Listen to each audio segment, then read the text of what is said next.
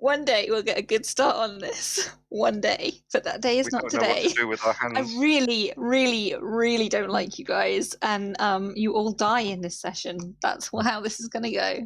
From that murder gets it a lot worse. It will just be Casery for the next 6 episodes. It's fine.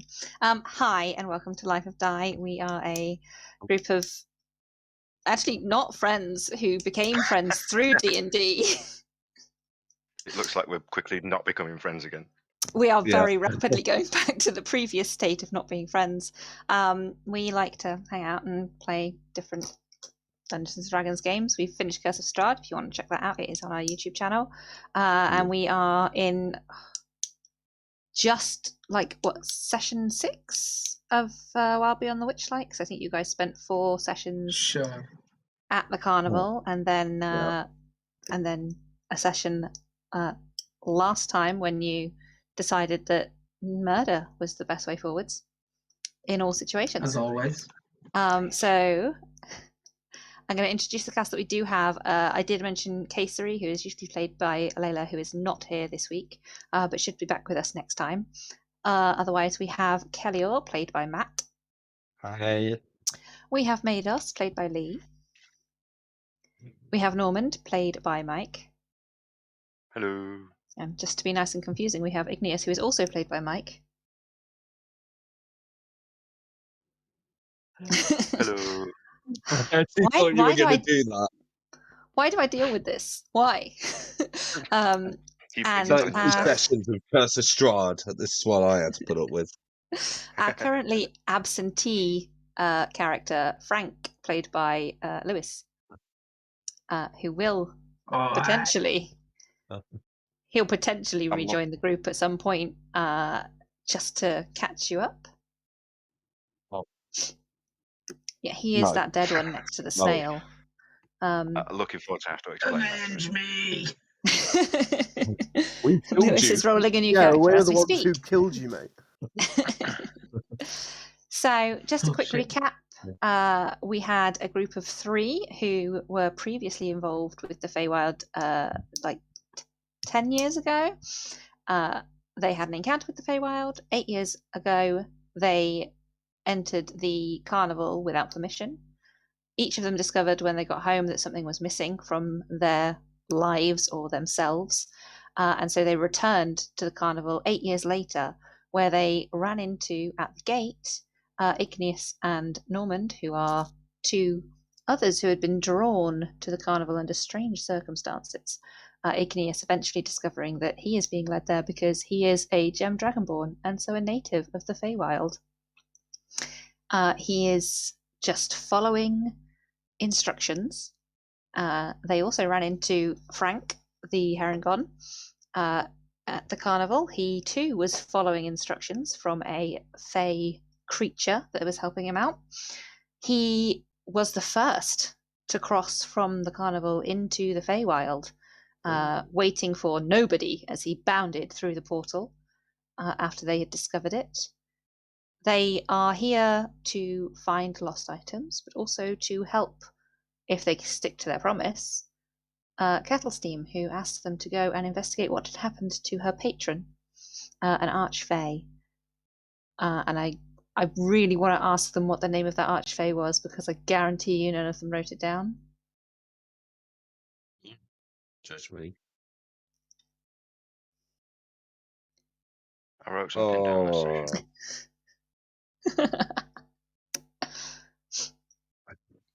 This is why we do recaps, because otherwise they would have no idea what was going on. This is why we need Layla back. Yeah, she would know. She'd have it written down. Meticulous note-taking. Journals full. Oh, was it Zybilna? You're close, yeah. Zybilna, yeah. So you have got her name. And you are trying to find out where she is. Several of them also received cryptic messages from the carousel creatures at the carnival. Some of them felt a tingle as they entered this area and feel like their lost thing might be nearby, but they don't know where. They also saw a balloon crashing not far from where they were when they arrived on a bridge or a causeway in the Feywild. They jumped down, or climbed down, and were met by a band of Herengon who tried to steal their memories, got intimidated and walked away, and then were summoned back to be slaughtered. Because that's how nice these guys are. They'll let you think that you can run away, but they will kill you in the end. So they now have freed the giant snail. They're surrounded by the bodies of dead bunnies. And Norman had just climbed onto the snail and won its allegiance, I guess you could say. Or are we surrounded by snail food? I think at that point it's where we ended, so let's jump right back in there. What do you guys want to do? Oh, this is like Warship Down.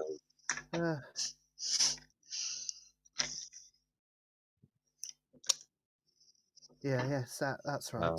Yeah, that's right.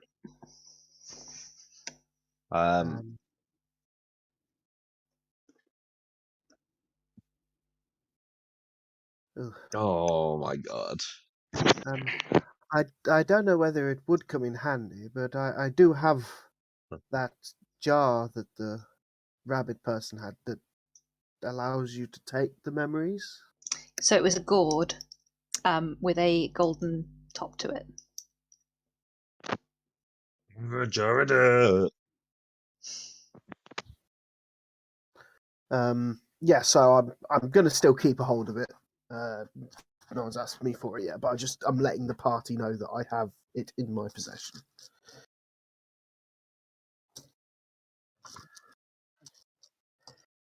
Yes, I will do. Yeah. Where I don't know. It was weird how they. It's like they didn't want it, but they needed to collect it for something. Mm-hmm. But yeah, it's ours now. So.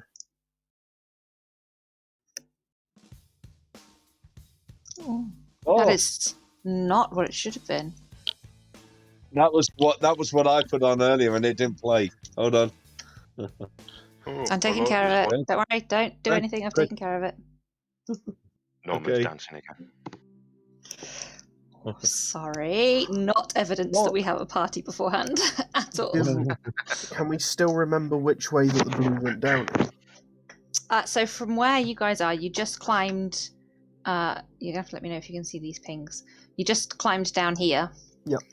The balloon went down in this direction. Okay. Let me zoom out. Okay, yeah.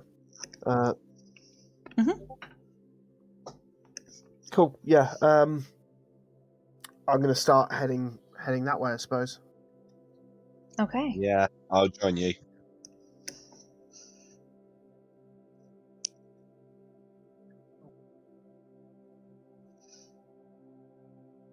I had the stats for a snail before, didn't I? The snail seems pretty quick.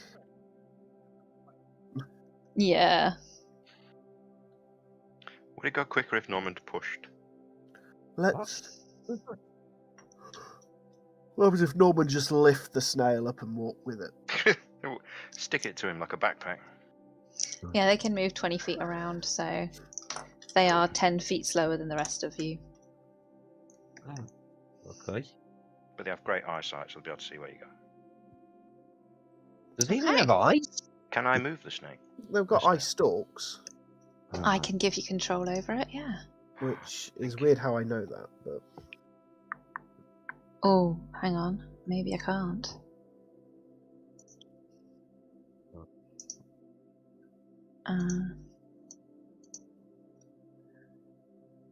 Yeah.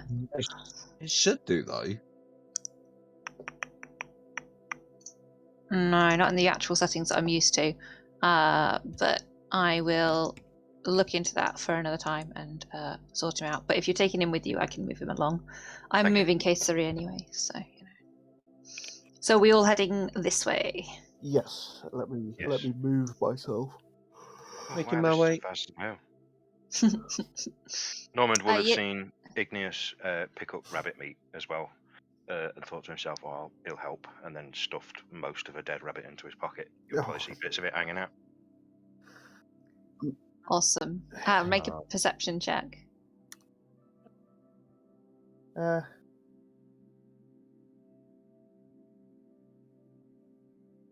Yeah, he's not trying to hide what he's doing. He thinks he's being helpful, so you absolutely see bits of bunny rabbit hanging out of his back pocket.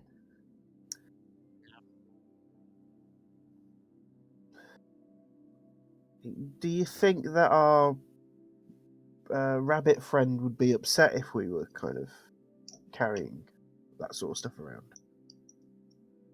Oh, maybe. So take it out of his pocket and offer it to the snail for feed first, and then drop whatever's left. Okay. I'd be worried if that snail eats the meat. Snails are not carnivorous. Okay. It does not eat the rabbit. But he would he'd still offer because he's that kind of.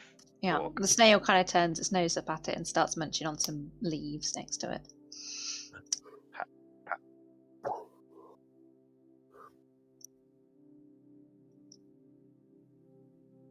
Oh. Okay. I was just musing. Ig, you've left Salt Rock behind.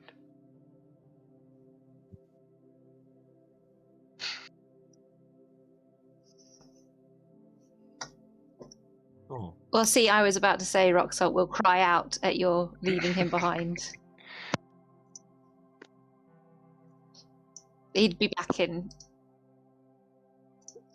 Awesome, that's one less token for me to worry about. Cool, so you guys all head off that way. As you go, you do feel the effects of the Feywild coming in around you. Everything is slightly larger than it should be, plant-wise. There's a very thick, soupy mist all around you. You saw this when you were on top of the causeway, and now you're sort of walking past the edge of it. You are walking through very swampy ground. It's a very sticky mud that you seem to be tramping through. And I would like whoever is leading this group to make me a survival check. In fact, I would like everybody to make a survival check. Oh, okay.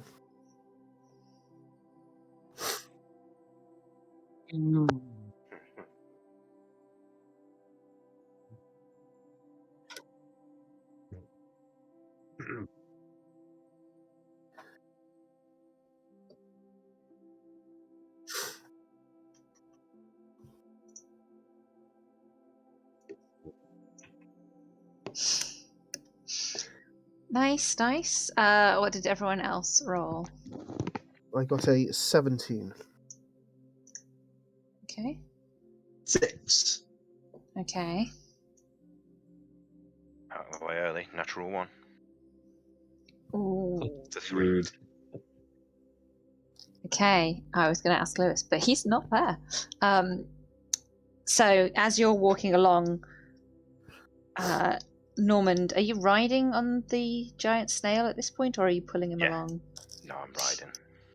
Okay, so in that case, it would be Kellior was the lowest roll. Then he gets the mud is sucking at your feet and it's slowing you down. And at one point, you realise you just can't move forwards anymore, and you are stuck in the mud.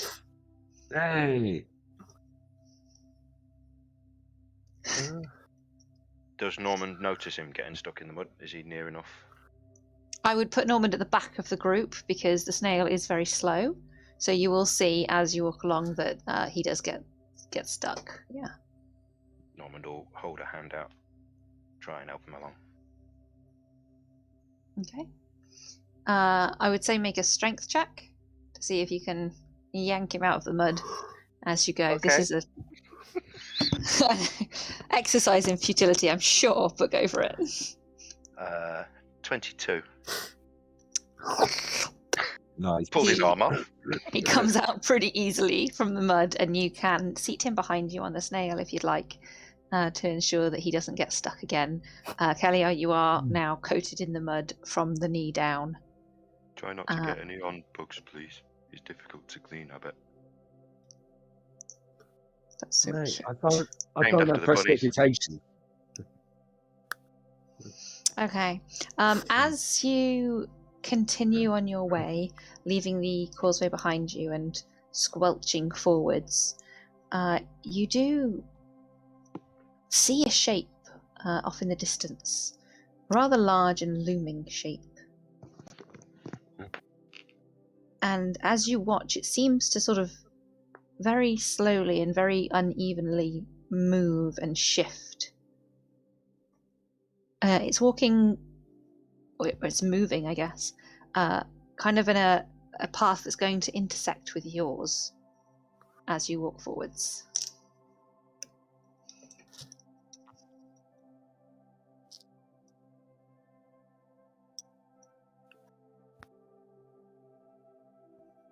Make a perception check.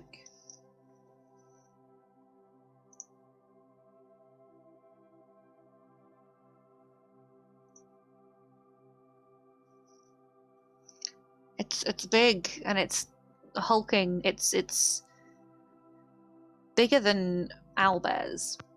It's bigger than most things you've seen. It's moving slowly, swaying slightly.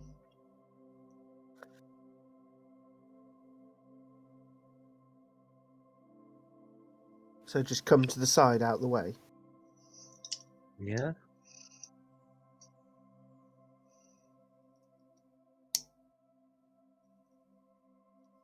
Okay, I'll kind of move over and just kind of stop by the side of the pathway that we're on.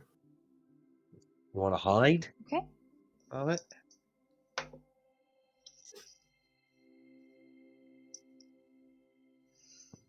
It hasn't changed its pathway at all. It seems to have a route that it was on and is still on.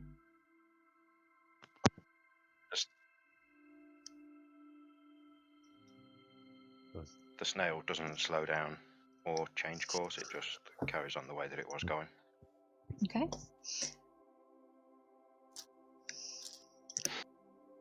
Where's he going?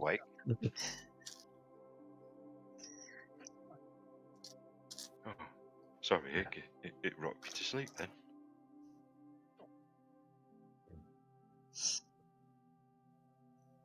Come on, Bugs, this way.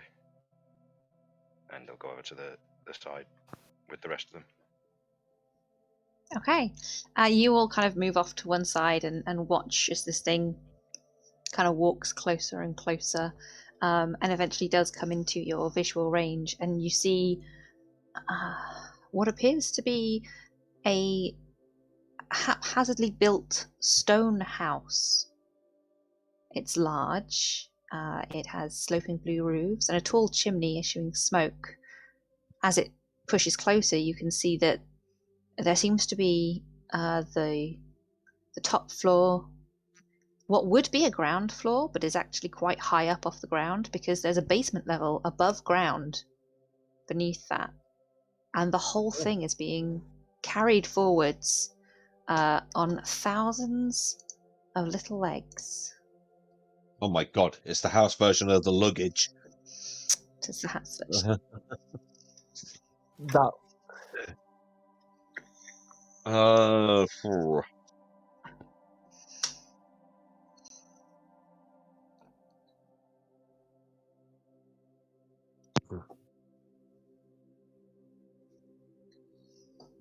one of the carousel. Was it one? It does arrive at the place it would have intercepted your pathway, and it sort of stops, and you see all of the legs sort of shuffle around to point the door of the house towards the pathway, and then they all drop. And the basement level clunks to the ground, and a ladder is dropped from the front door. And sitting before you you see an inn. Oh. I think they want us to come in. I mean, just probably watch what you're drinking, I suppose. Is there any sign of life inside? Make a perception check if you're trying to look through a window.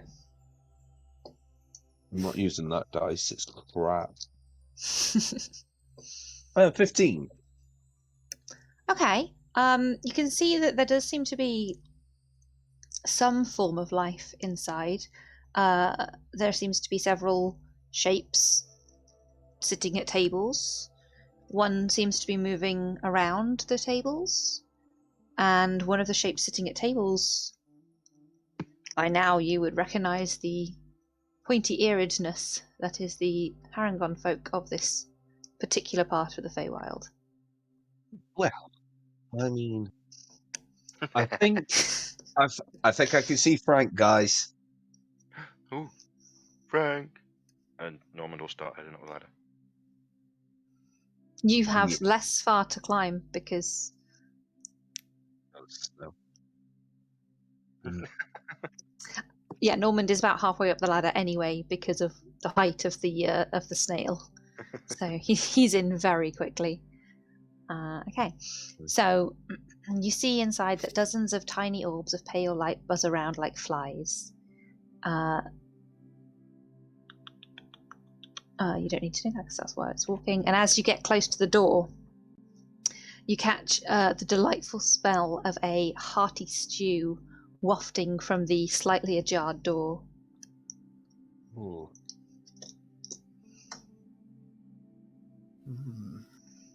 I didn't realise I was hungry until now. Yeah, just probably watch what you eat then.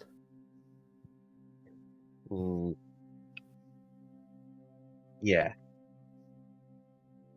Okay. Okay, as you step inside, you see it looks like a tavern. Most of you have been in a tavern at one point or another. There's the usual bar area, there's tables, there's chairs, lots of people, or a few people sat eating. One of them is, in fact, Frank, sitting at a table, currently eating a bowl of this stew that you can smell. You also see an elderly female human tottering around. Her white grey hair is all piled up on top of her head and held in place with some very natural looking pins that look like maybe she just found some interesting twigs and has used them to hold her hair in place. She is currently clearing bowls away from a couple of other patrons. Grandma. Oh, hello, dear. Oh, and dear, and oh, hello. Welcome to the inn at the end of the road. Can I get you all some stew? Yes, please. Yes, please. Sure. Of course. And she bustles off with the bowls that she has in her hands off around the side of the bar and disappears through a door into a kitchen. I mean, do you want us just to... Okay, she's gone. Shall we just go find it? I'll tell you what, let's go sit next to Frank. Oi, Frank! Is it good?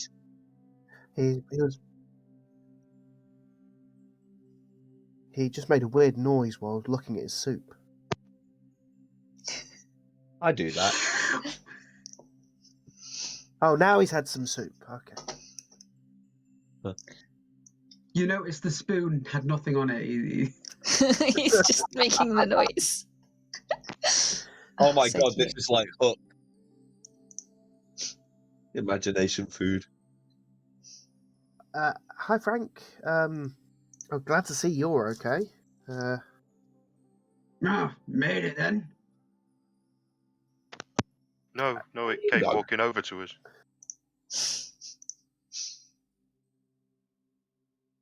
Yeah. Well, I suppose you didn't encounter any other bunny people on your way over? Nah, not yet. Right, okay, that's good. That's fine. Why have Yeah. you? Yeah, Yeah, we saw some when we got maybe. here. Maybe. Anyway, have you seen that crashed air balloon? I ain't seen nothing. Wow. We did see a crashed a hot air balloon go down over that way, where this house. Did the house come from the direction to which the balloon had crashed, or from?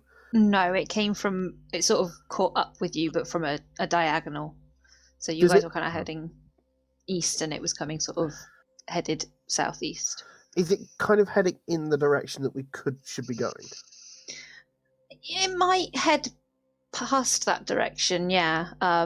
If it continued on the pathway, it's currently still stationary. Okay, I'll wait for the woman to come out. Okay. Which Yeah, I'll take a seat with Kelly or like on Frank's table. Try the stew. Normand What will kind of stew is reach it? over and put a finger in his bowl.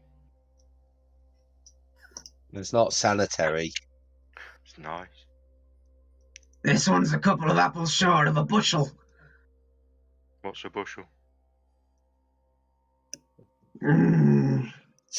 Normand will sit down.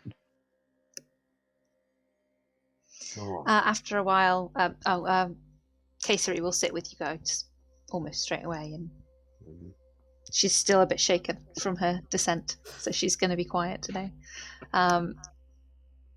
You see the elderly female coming back, and she has a tray of those bowls, which she has one for each of you. And she shuffles over and she places the delicious smelling stew in front of you. It's full of vegetables and undeterminable meats. That smells good. Well, thank you for the stew. I don't suppose you know how to make this the house move? Oh, the inn, yeah. I moved the inn. We've been here, walking through Brismere for many a year. We used to travel much further, of course, before the restrictions came in. Does anybody want pie? We have a lovely plum pie as well. Got a bad experience with pie. In another life, maybe. After stew? Anyway, we saw a kind of like he got thrown off by pie because he likes pie. Yeah, we saw a crashed hot air balloon kind of go down like a bit south over there. That's where we were heading to. I don't suppose whilst we have some of your stew, some of your pie, you can maybe head in that direction just to see what's going on, if they're all right. Oh, the inn moves as it moves, dear. It'll probably be picking up again soon, and we'll be breezing past the slanted tower before probably turning and heading north a bit. So you're welcome to stay as long as you like. Right. Can I bring Okay. bugs? Whose bugs? Please don't bring insects in here. Don't want them scaring the customers. It's not an insect. It's my steed. He's outside. Oh well, we can let them into the basement level. That's what we usually do with horses and mounts and things. I'll see if you're squeezing. Can I make an intelligence check on whether a snail is an insect? Because I'm pretty sure they're not. The You mollusks. can make an intelligence roll, Pseudopod. yeah. When she mentions other customers, I will look around and see if I can see other customers. You do. You see a small gnome girl sitting with what looks to be her grandfather, kicking her feet and eating some pie. You see what looks to be a... Damn it, it's plum pie, not people pie. You see, strangely, although probably not strange for this place because, you've seen humanoid rabbits, so this shouldn't come as a surprise. Strangely humanoid frogs. 3 of them sat together, wearing sort of farmer outfits, just seeming to have a chat in a language that I think a couple of you understand, but not all of you. There is one sort of half-elf looking girl sitting in the back corner as well, long silvery hair draping over her face. Doesn't seem too busy. Nobody seems to be paying attention to each other. You are definitely the biggest, strangest group in here, bar the talking frogs.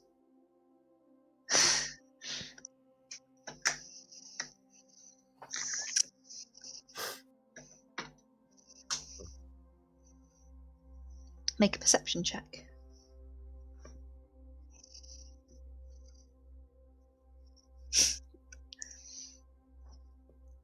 You catch some brief phrases talking about a court and a possible prisoners. Why the prisoners have been taken, you don't know. They seem to more be discussing how well guarded the court is where the prisoners would be being held, and the possibility of escape. They don't seem to be planning to break anyone out, more just it seems like they haven't really heard about people being held prisoner there before, and they're curious as to why it's going on and how well that will go. Mostly they seem to be having a laugh about the people at court. It doesn't seem to be they don't seem to take them seriously. Is that the people who are doing the court or the person who's going to court? Oh no, not like a court, like I realised this was confusing because I talked about prisoners in the same breath. Court like, we're holding court with other people, not like judge and jury court. Yeah. Okay. Yeah. And yes, that is in Sylvan. Okay. I speak Sylvan. I speak Elvish.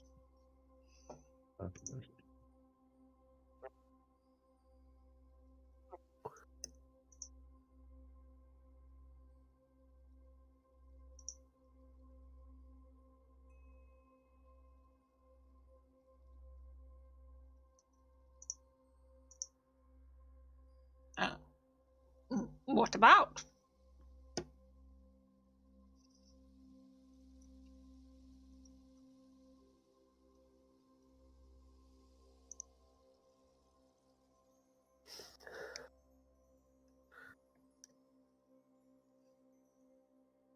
Well, things are always happening like that at the Soggy Court. Leader changes so frequently we can't keep up. Soggy Court. Soggy. Like damp, soggy. Oh, okay. That's exactly how I heard it.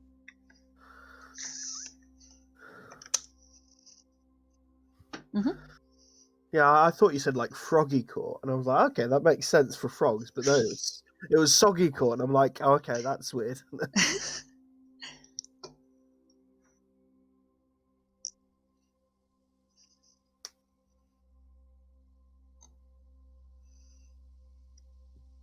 Oh, well, that was a couple of months ago.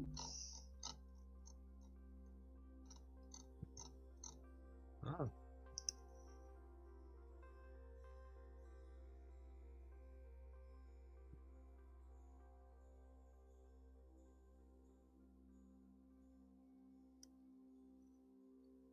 Well, they're always, fighting and jostling for positions of power there, and if you're interested in court drama, then pay a visit.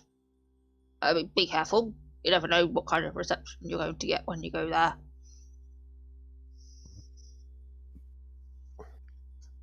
Good question. Well, from here, it's northwest. Northwest.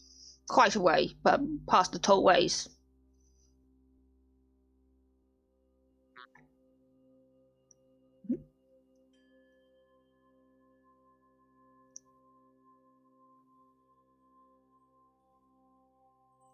Well, welcome.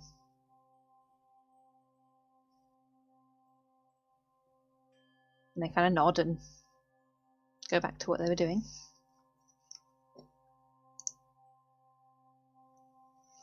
So, what was that about?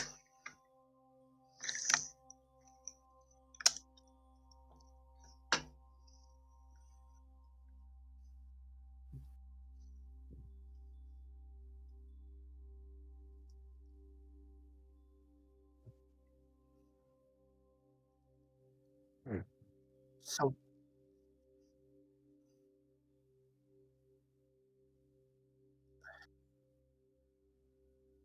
I mean, the question I'd probably ask is, do we know who's been taken prisoner?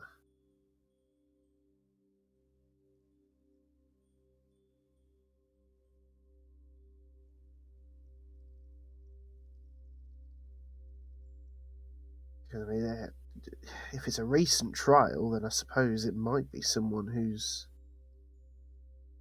Well, actually, no, it's been... How long has it been since that Fey god has kind of been having issues? How long has it been that Fey god has been having issues? Yeah, you know. Did they try calling customer service? Have you tried turning it off? Do you and on again? mean Kettle Steam's patron? That's the one, yes. You didn't ask, so you don't know. Oh, brutal. In the meantime, Normand, you have taken your innkeeper friend to see if you can house Bugs in the basement. As you get there and lean out, you see that Bugs, who missed you, has started to climb up the side of the basement. It's And okay. is now Like he's just stuck to hitching the a ride wall. anyway. She's sort of wide-eyed and goes, "Excellent. He should be safe there." And as she says there, the whole inn rocks as it launches upwards, and the legs underneath all stand up straight, and it begins to slowly waddle.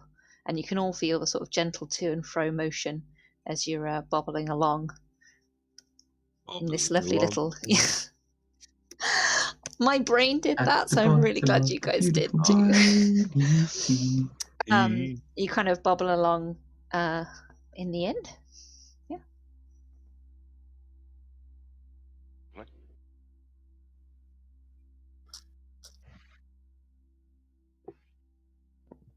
Yeah. Yes.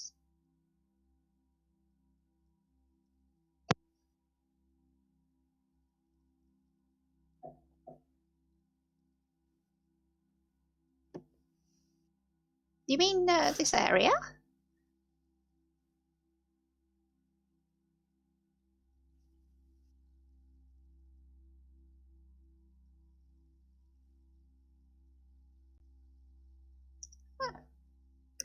And she kind of leans in and squints at you a bit. Did you go wandering, dear? Go too far? Fall out of the plane? Happens, don't worry. And she pats you friendly, like in a friendly manner on the arm. Don't worry. You should start remembering. It'll be all right.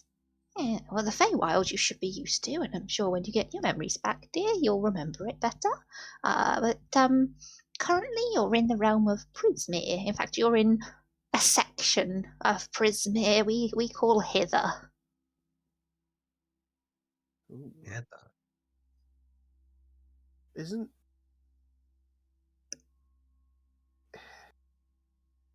Was one of...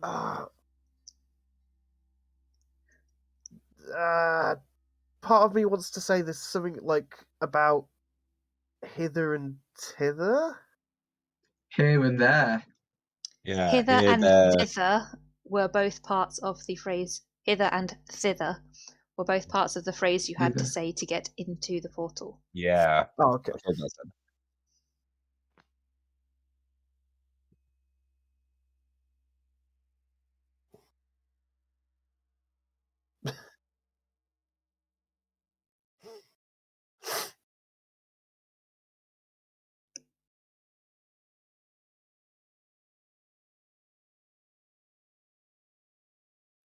well, I'm assuming the rest of your group are new as well. So come back and sit with them, and we'll have a bit of a chat, shall we? And she leads you back to the group.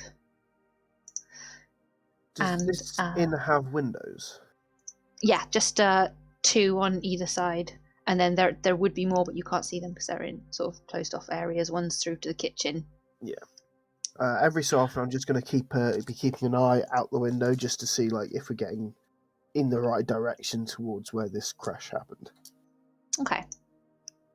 As Igneous and the barmaid gets back to the table, I want to, because I didn't say it, but I think I discussed it with you, Fliss.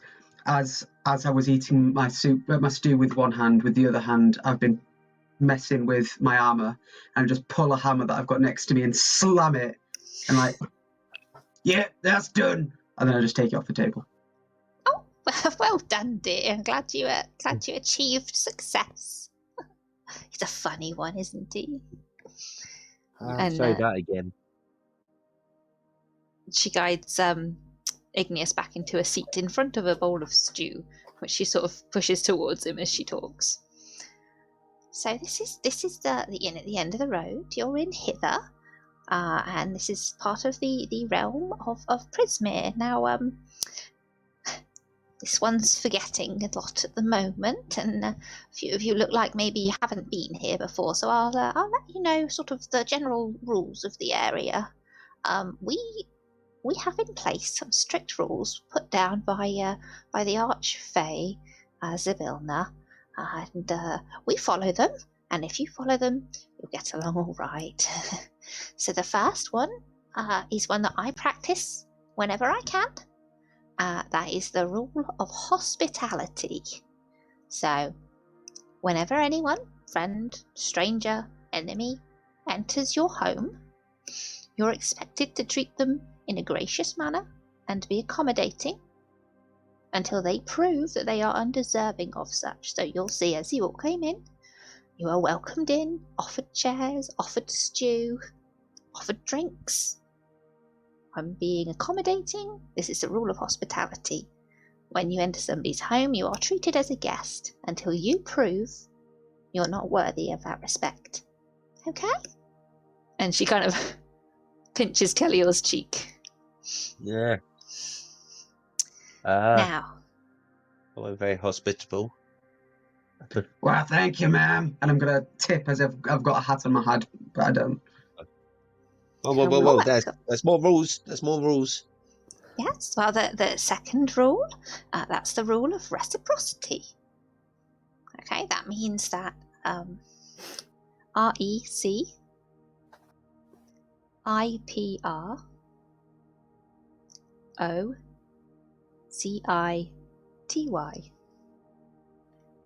Reciprocity. Isn't They're that about to find out the meaning. isn't like the same as reciprocating? That's Kind the of, rule yeah. that's going to fuck us all over now. So, the rule of reciprocity is that whenever a friend or a stranger or an enemy offers you something as a gift, you are not only obliged to accept it, but also to offer something of comparable value or service of comparable value back in return. Now, reciprocity doesn't have to happen immediately, as long as it does happen. Okay? Got you. Normand will be looking at his bowl of stew going, reciprocity. I think about it too much, mate. And he'll reach into his pocket and pull out a handful of mush. So this is for the stew. I've not got a lot, but you can have this. Well, thank you, dear. That's very kind. And she takes it in her hands. She has a rag that she carries like a tea towel. She brings that out to take it from you, wraps the mulch in it, and puts that in an apron pocket. Oh, now, don't worry about that, dears. Don't worry. Any old trinket doesn't have to be of value. Stew doesn't cost very much, so any trinket will do. Well, I'll talk to you about another way you might be able to repay me later, but it doesn't have to be a thing, it can be services as well. Okay? So, there is one last rule. That is the rule of ownership. Now, this rule means that you must not steal from a friend, a stranger, or an enemy. Oh, fuck. To take something that doesn't belong to you without the rightful owner's permission is a crime, and it is an unforgivable breach of etiquette. Now, any decent folk living here, they understand and they follow those rules. Zabilna was very hot on them. She used to enforce them, and everyone got along splendidly. I had the choice of 13 classes in this game, and I picked the freaking one. The one that it's not feasible to be a rogue. I mean, I'm sure you'll get away if they don't find out, mate. Yeah. Zabilna,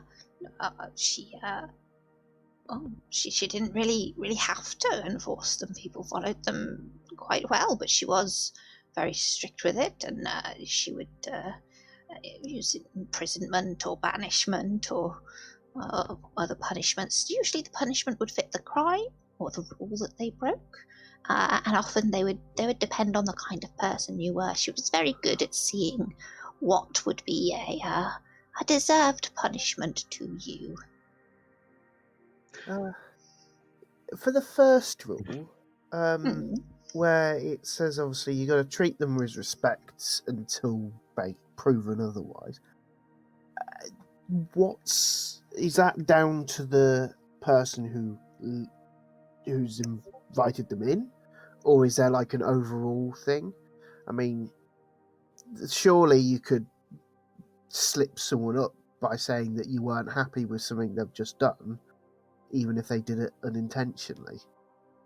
Well, you could try and end it that way, and Lord knows, since the hag took over, you'd probably get away with that. But usually it's the kind of the baseline rules of, if you're rude or if you're offensive or you hurt or steal or break any of the other rules in their house or, that sort of thing. Couldn't but hear like a key sentence in that explanation. What's this about a hag and a hag taking over? Oh, yeah, well. Interesting. Well, not to speak ill of people around here, especially not people who have declared themselves leader of hither. But with Zabilna's absence, we have, it seems, inherited a new ruler of, several new rulers in Prismere, and they divided up the land, which means I now only can move through hither, and I can't get to the other realm, or the other areas of this realm. And she's planted herself in one of the houses and declared that this section belongs to her, and she now enforces the rules or not. Plays fast and loose with the word ownership, and she kind of trails off into mutterings. So when you say like enforce the rules, it's still the same 3 rules. It's just that they are giving it a bit more leeway. Oh yes, different interpretation of the rules, though. Of course, for example, the rules of ownership. Well, Madame Blightstraw, as she calls herself, she believes that everything in her territory belongs to her. So, in that way, if she takes from you, it's not stealing, and she's not breaking the rule of ownership because everything belongs to her anyway. So, if I were to die, then my stuff would belong to her. And if my companions decided to take some of my stuff, they would not be robbing me, but her? Exactly. She would then be able to claim that stuff back. Right. She would think so. So she thinks that's the But case. yes, that's her way of staying within the rules of our land, but twisting it to her favour. What about the hag that rules this land? Is that the same one, or is That's this? oh yes, that's Bavlorna Blightstraw. Okay. Right.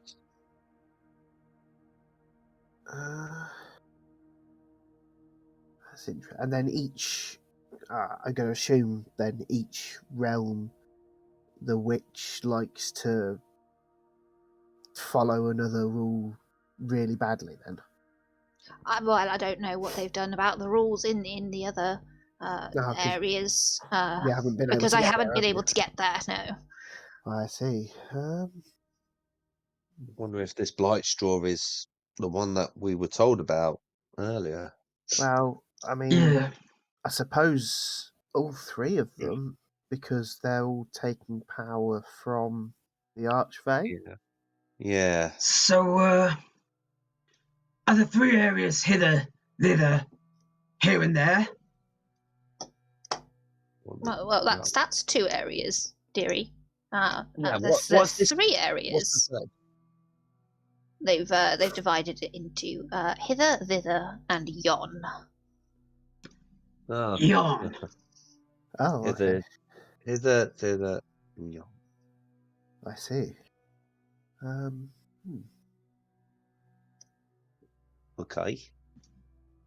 As we're in hither, we could that hospitality thing that you were saying.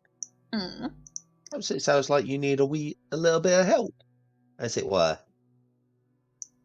How about this as a little bit of hospitality that we can help you try and put the Feywild back together the proper way before it was all a mess.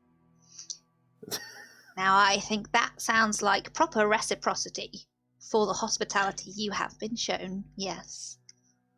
Ah, If that is your goal, then as long as you are in hither, and as long as you can find me, you are welcome to free meals and free beds in the inn.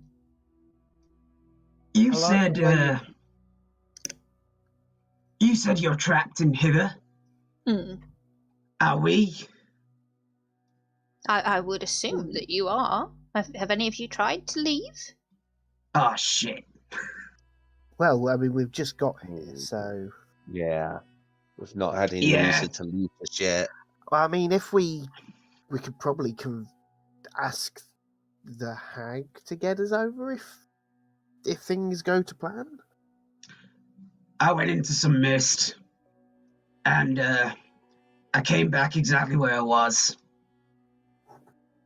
Oh, So, yeah. I've heard of a story like this of a bunch of strangers going through mist and they couldn't get out until they killed a vampire.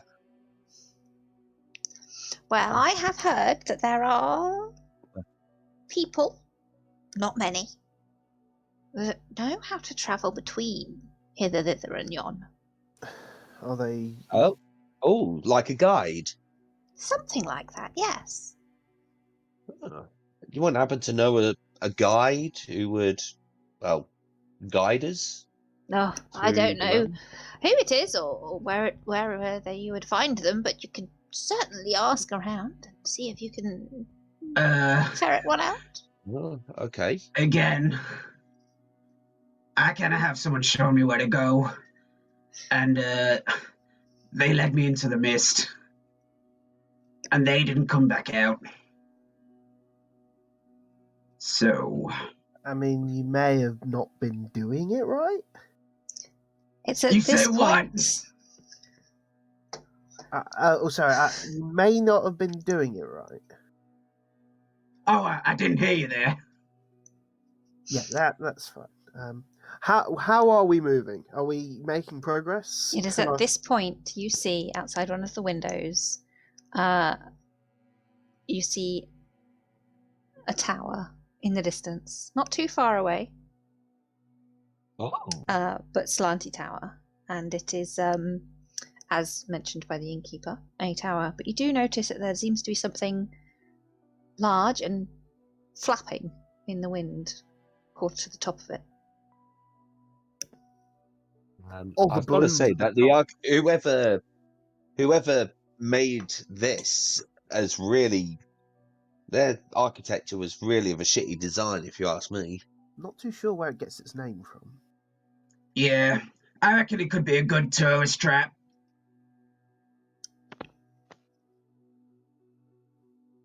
I mean, It's a stop. at the top of the tower, what is flapping? Can we see what's up there? Looks Yeah. like a large patchwork piece of material that seems to have been caught. It seems to be frayed. It's very, very, very large. Right. I mean, that looks like a hot air balloon. If I don't know. Ooh. I mean, I'm guessing that he might have been able to get out into the tower. Possibly. And hopefully made his way back down. I mean, the Who's tower's gone he? upstairs, right? Oh, I don't know. It could be a she, could be a they, could be non-gender. Igneous, I like the way you think. Let's rock and roll. This is not what I wanted to be doing, but I guess I got no choice. Well, what did you want to do? Leave. Well, we're kind of stuck. Yeah. And if we help all these lovely people, this lovely lady, then eventually we'll leave if we do a very good job. As you get closer, the inn pulls up alongside the tower and settles down once again. The ladder drops from the door, and if you would like to, you can vacate. Well, here's our stop. Okay. Right.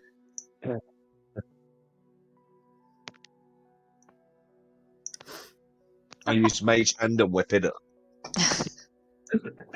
Ooh. Okay. I'm joking. No, I'll leave it alone. But I won't contribute. Me as Lewis wants you to take it. I know. I think I really want him to take it as well, but I'm just like he's chaotic good, so Well, there is also rules against stealing here. yeah.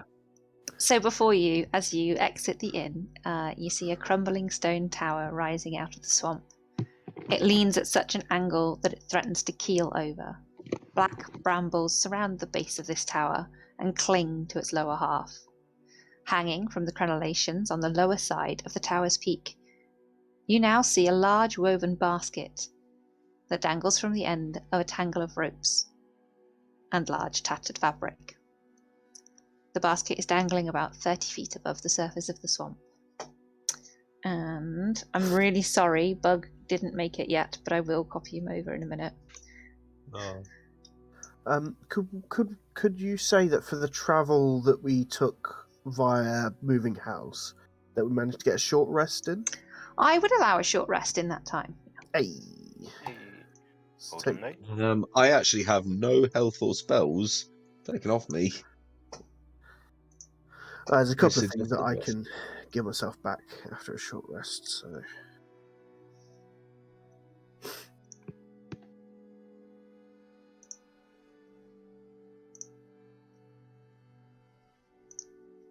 Right.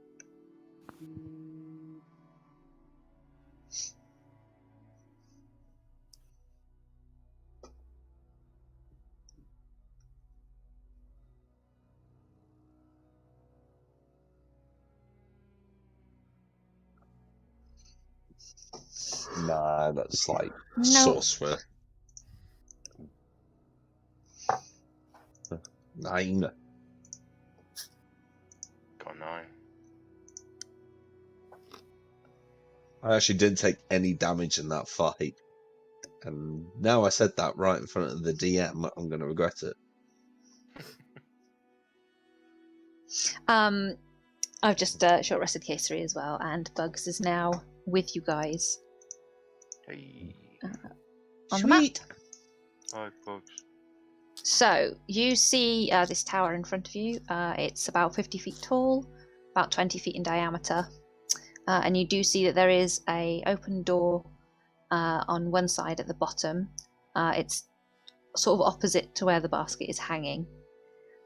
You can hear, as you approach, someone say, "Shh! Shh! You there! I need your help." Hello. Yeah, I'm you- looking around. Don't, but you can tell that the voice seems to be coming from the basket. I'm going to equally whisper back. Are you okay? Or is it not? Was that not whisper? Or was it kind of just talking from far away? It was whispered. So I'm just. It really annoys me that Norman's behind his snail. So, hold on. There we go. Classic Norman. Thank you. You're welcome. You hear. Oh.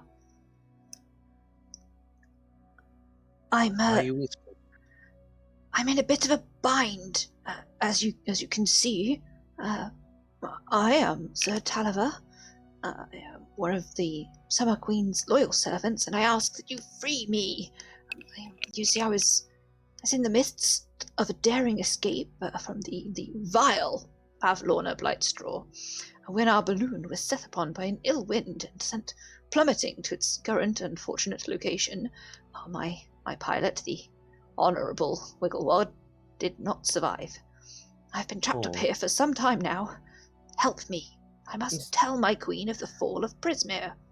Is there a reason why we have to be whispering? Shh. Several serpents are asleep in the brambles just near the tower door. If you awaken them, they may put the squeeze on you, or worse, devour me. How many? Pavlorna Blightstraw. How many did you say there All of were? Prismere. A few. I don't have the best vantage point to see from, but I heard them. I'll kind of whisper to the others. I could try and charm them. What, the snakes? Yeah, I I could mean, always. well, as I say, I could try and charm at least 4 of them. Because I took Well, a I've short got- rest. I've got Regis here. He'll be able to lure them out, maybe. I could say, come on. And as I do that, I'm going to, the arm is just going to envelop me. And you notice that instead of having a gem node in the middle of its chest, it's just kind of bulkier than before, especially in the arms. So with many a metallic the armor forms around your bunny friend. I mean, that didn't sound like he was whispering. It is not whispering.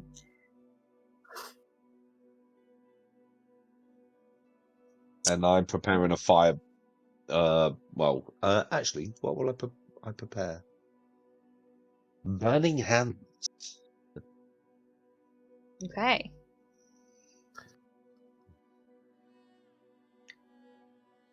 So I'm just skimming over some things here. Uh-huh. If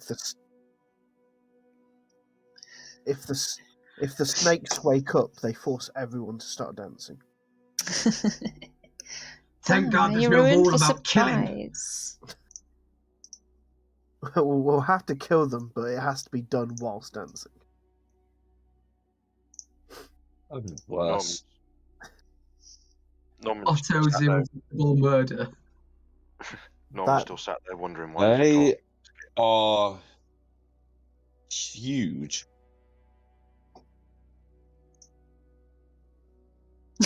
Oh, shit. You do see two snake heads rise up from the brambles and kind of look over at you and just hiss in an irritated fashion.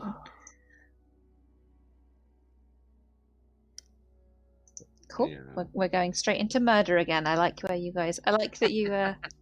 No. You guys came here with a plan. It We were was told simple. It was murder, and you're sticking with it. We were told last session that we didn't have to get into any fights at all to complete this, and what we've You done. don't. I know, and now have to. and now we're going down the murder hobo route. Igneous got a taste of it, and now he's looking for it.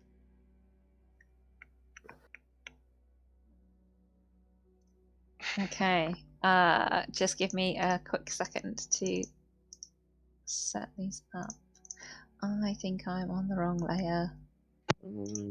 Classic. Yeah, Yeah, no, it's fine. and We've all and done it. It's the Roll20 DM's bane, that is the layers. Yeah. On the wrong layer. It's also the saving grace, though, so it's a catch-22. Yeah, exactly. Hey, as somebody who has fallen foul of putting wrong things on the wrong layers, causing people to clip through sofas, I'm not a fan, guys. Layers are not my friend. Okay. Let me just jump to the right layer. Okay, so you're loosing an arrow and making an attack roll. In order to be able to track HP properly, I'm going to ask to roll initiative, please. You will still get your attack on them first, but you are starting combat.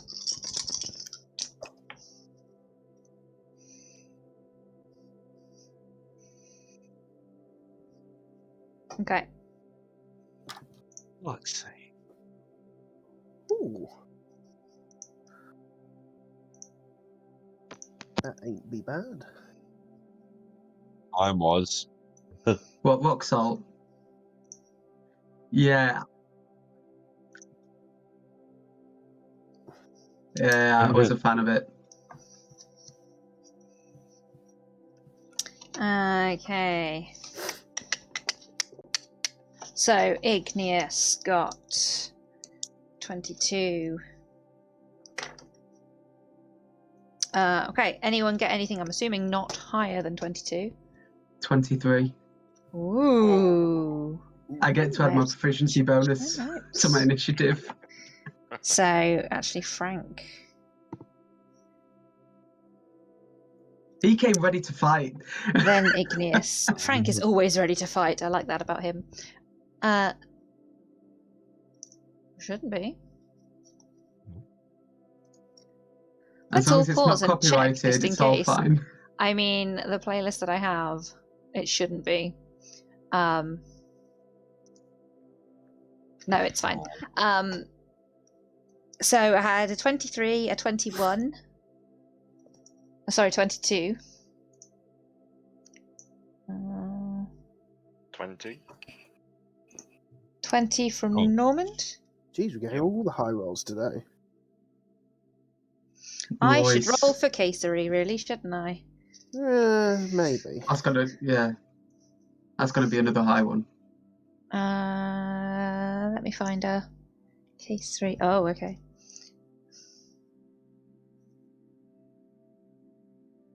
So I have got a 23, a 22, a 20. 18. Anyone? Okay, so that is Midos. 18. Yes. Kelly, what did you roll? 9. Okay. Away. So that means Casery sits there. And Kellior sits there. Okay. In that case, let's go for it. You are shooting. Which one are you going to loose your arrow at? Okay, that's this one here.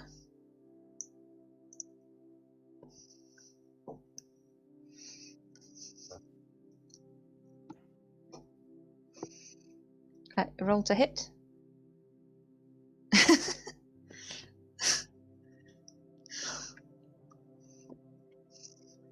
That'll hit, yeah.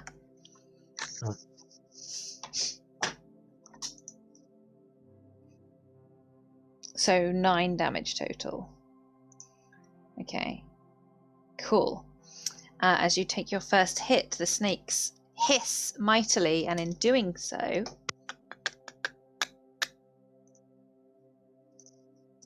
dude, stop ruining it. Nah, another big one appears. These snakes breed like rabbits. Hey, so did the rabbits. That's slander, sir. Okay, so you have enraged the snakes, and the snakes are actually pretty dexterous. So this one is now awake and will be moving to here. Oh no. Oh, I didn't see that one either. That's a new one.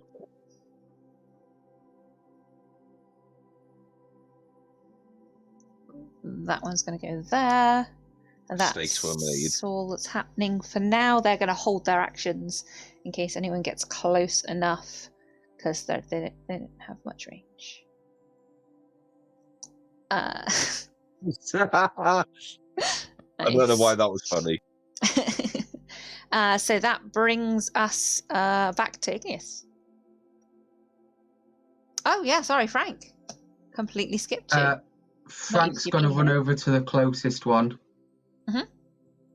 And It's going to take a bite at you because it was holding its action. that's fine. Yep. And that is probably not great. 14 to hit. No. Okay, so it's kind of fangs just off the armor that you've got on. Yep. And I'm going to punch it. Punch away. That's going to be a 19 to hit. That'll hit. Big snakes.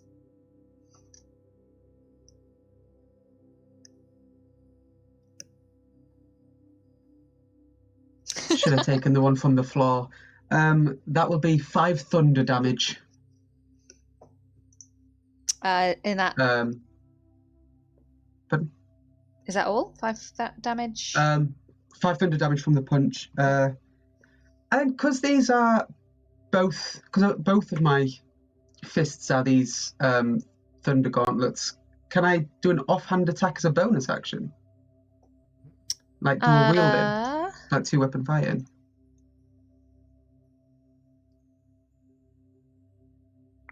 I don't know if they have... I don't know if you is it have properties or dual weapon fighting. Well, I know everyone can 2-weapon fight. Like if you've got 2, but I don't know if they count or not. I don't know if they count as the same. finesse weapons. You need the feet. So do you have the feet? Well, you only need the feet for certain things. doesn't have the Everyone feet. can. If you've got light, if only if they're light. I think they have to be light melee weapons. Plus, you don't add your modifier to the damage roll. Yeah.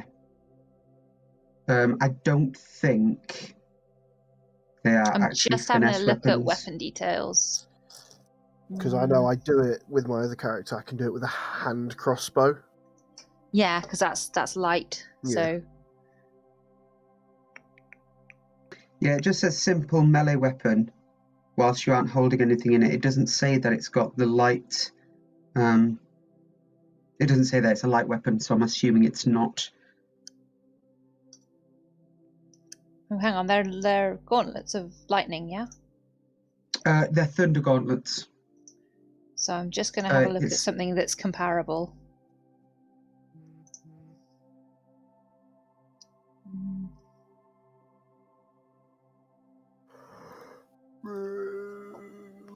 If not, that's cool.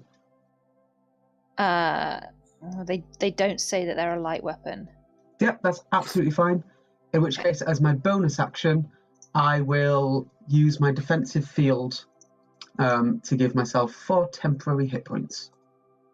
Okay, that's a good use of that. Cool. Ending your go? Yeah, that's everything I can do, I think. Nice. So now it's Igneous.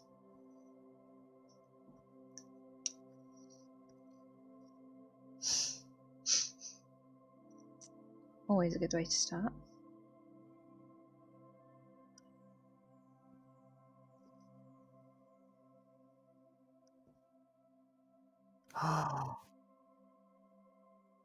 How dare you? Okay. I mean,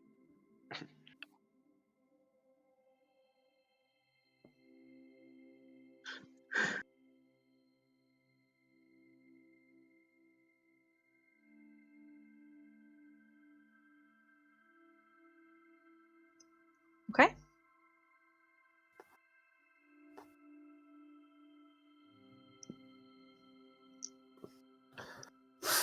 That hits.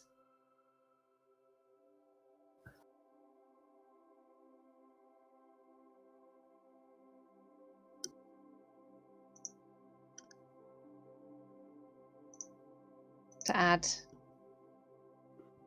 6 fire damage. Okay, cool. You're just laying into this front snake.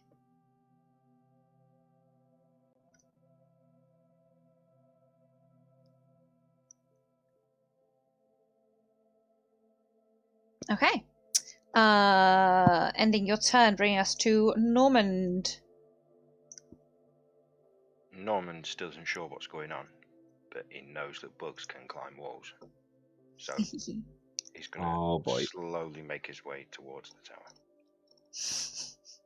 So Bugs is gonna wrong mouse. 5, 10, 15. I'd say he gets there. Cool. Thank you. And then he's going to hold his attack action just in case anybody goes for bugs, because he quite likes bugs. Protective. I like that.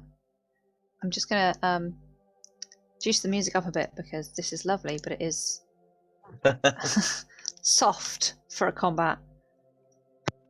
I like the juxtaposition. I feel like it suits us to a T. Cool.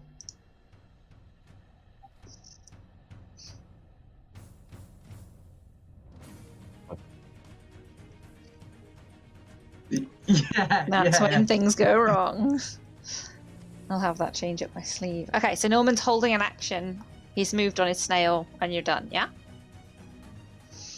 Okay. 5, 10, 15, 20, 25, 30, 45, Oh, 40, 45, so 50, wasn't 60. Kellior holding his action for Burning Hands? Oh, Kellior was holding Burning Hands, but they wouldn't have been in Ah. range because it's 15 No, they wouldn't foot. have been. Ah, shit. So they would not have been in Yeah. range, I'm afraid. If that's his choice, that's his choice. I'm a glutton for punishment. Okay, that brings us round to Mados with Caesary on deck, so I'm going to have to at some point learn how to play Caesary. Okay. I don't. Yeah. Well, you say that. That's pretty much what I'm going to use at the moment, because I'm waiting for my spells to help out a little later. So I am. Oh, actually, has that snake just moved up? Yeah, they're sneaking around to try and flank you guys.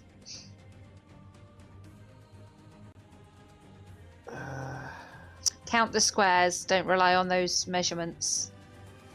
I know it's a pain, but Are the squares for some 5? reason the lines aren't that. Are the squares 5? Yeah, they're 5. I think it looks like the measurements are lined up. Yeah? Yeah, it looks like it. A square, according to this, a square is 5 foot. Cool, go for it. Cool. Okay,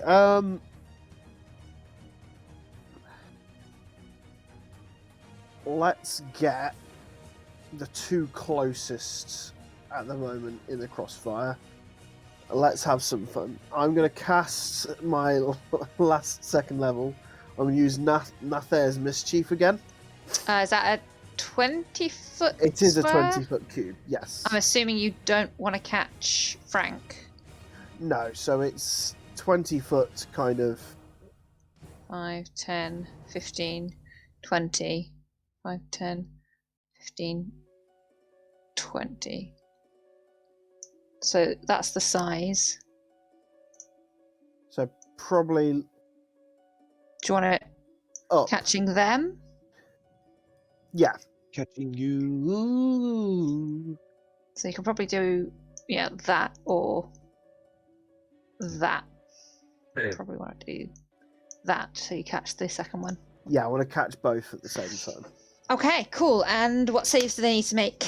Well, let's see what effect happens. So that was a...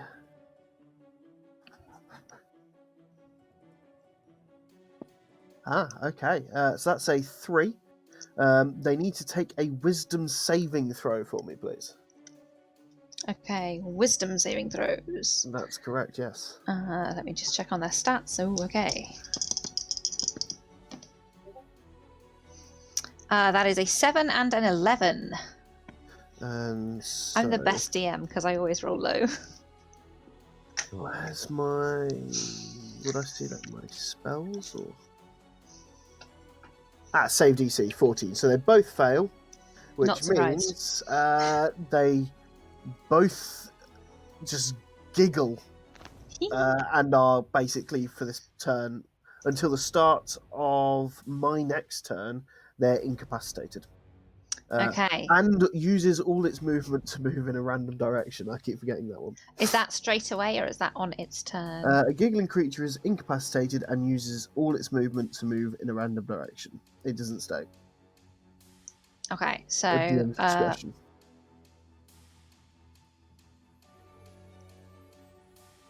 yeah, I think when it's been done before, it's been on its turn.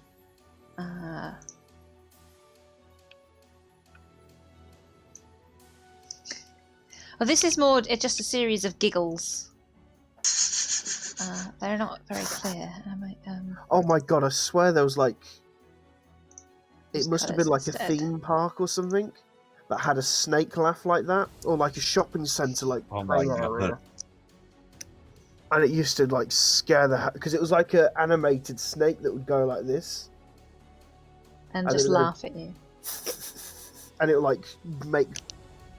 It's freak. It's gonna have nightmares. So now. you cast your spell. The snakes kind of are locked in place, but they do begin this horrible hissing laughter that just echoes around as those two snakes are incapacitated until the end of your the start of my next turn. start of your next turn. Okay, cool.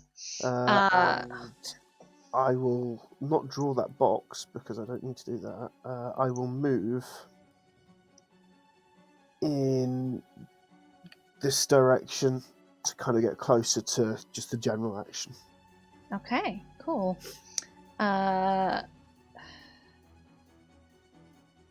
Okay, gonna hold on to those though.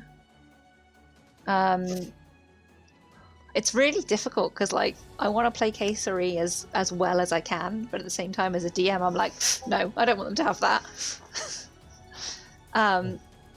But I think Caesari is going to start off nice and easy and just use a Sacred Flame against probably the one that's sneaking up on her rather than anything else. So, Caesari's dice. Ooh, that's not good.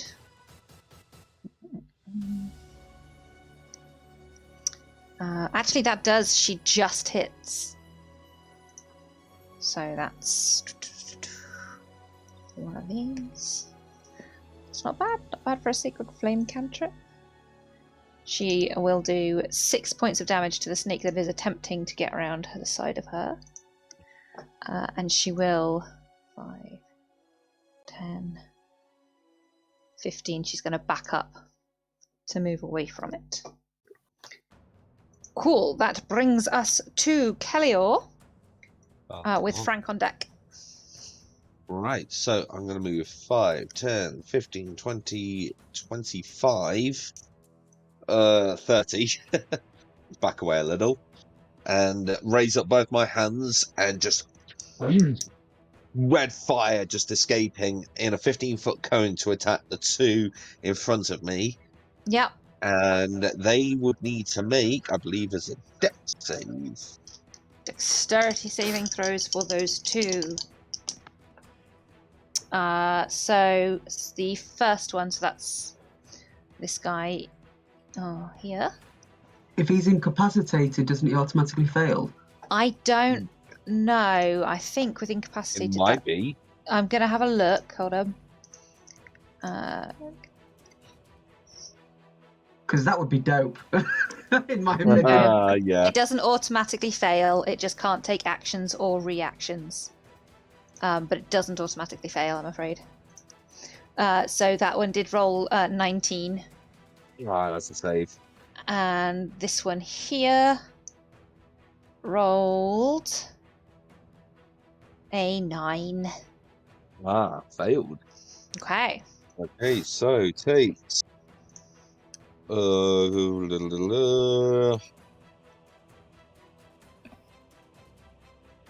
11 points of fire damage, or 5 for the success. So 11 on one and 5 on the other. Awesome. Okay. Anything else from you? That's about it, actually. Let me just check. I'm going to use my bonus action to dash. 15, 20, 25, 30. Just get away from those bloody snakes. Just gonna run, guys. I have had Hide behind the snail. Awesome. Okay, ending your turn. No, it ends my turn, yeah. Awesome. That brings us to Frank. Can I say one thing? Mhm. For the hour and 43 minutes of this stream, you guys have heard me. Stream hasn't. You've done it Wow. again. Amazing. That's magnificent. Yes. I love that. That means that I've had a couple of very Yeah. one-sided conversations as Yeah. far as stream is concerned. For anybody watching this far in the VOD, I do apologise.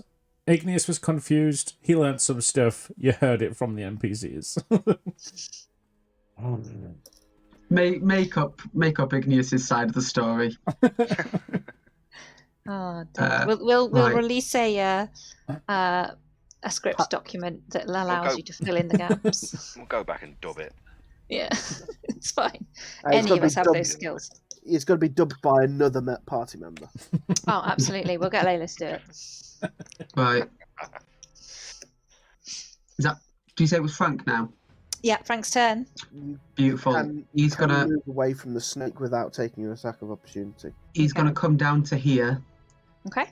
and gonna use Thunder Wave Oh. to get both of these two snakes next. Go for it. So that will be a con save. Okay, from each of them. Why am I doing all the rolling, guys? You're supposed to be fighting this. Con, so the first one is 18. That's a save. This incapacitated snake is amazing at saves. And then the other one is a 15. So they both save. So they both take 5 thunder damage. 5. Because I rolled 11. So, yes, they both take 5 thunder damage. They are not pushed away from me, and a thunderous boom is heard out to 300 feet. Excellent. Nothing like alerting people to where you are in the middle of a fight. That's always Yeah, helpful. exactly. And I don't believe I have another tasty bonus action. So I guess that's me. Okay, ending your go, bringing us to the snakes that you have just attempted to deafen, who are going to both take bites at you. One of them's No, incapacitated. one of them's not because he's incapacitated, so he's just going to laugh hysterically Well, at the noise you've made. he gets to run, And in he a does random need to direction. move in a random direction, so... His entire movement. Okay. Okay, so And just remember, you'll be He's able to gonna get move. an attack of opportunity, Frank. 5, 10, 15, 20, 25, 30. I am sorry, guys, I'm doing this with a D8. It is a random direction. Oh, fuck! I'm going to Take an attack of take my opportunity. attack of opportunity. That also Take a swing. triggers the held action too. That's a crit. Okay. Do I double or roll twice? So we... Oh, I don't think we've come across a crit in this before. I would like to throw it open to the group because I've played it both ways, and I don't mind either as long as we pick. So I normally double the dice roll. so roll and then double. Yeah, Yeah. roll double, then Then add your add- modifiers. Modifier. Okay. Right. In that case, Roll one It amount of is- dice, double it the is dice, double the number a- from that dice. 2, so that is a 4, plus 4, so that is an 8 thunder damage. So 8 thunder damage to him. And did you And say... it has disadvantage on any attack it makes against a creature that isn't me. Okay. Oh, excellent. You'll have to remind me of that when it comes around to his turn again. Mados, did you say that triggers a held action? Yeah, from Mine. Normand. Yes, true, because he has now got close enough to the snail. Does the snake look like it's going to attack the snail? No, it's still laughing hysterically as it slithers randomly. That sounds like a threat to me, Normand. It's so tempting just to join in laughing. I mean, you could roll a dice and make the decision that way if you'd like to. I mean, you can laugh whilst hitting the snake. Okay, so Norman starts laughing, and then rears up with his great club. Okay. And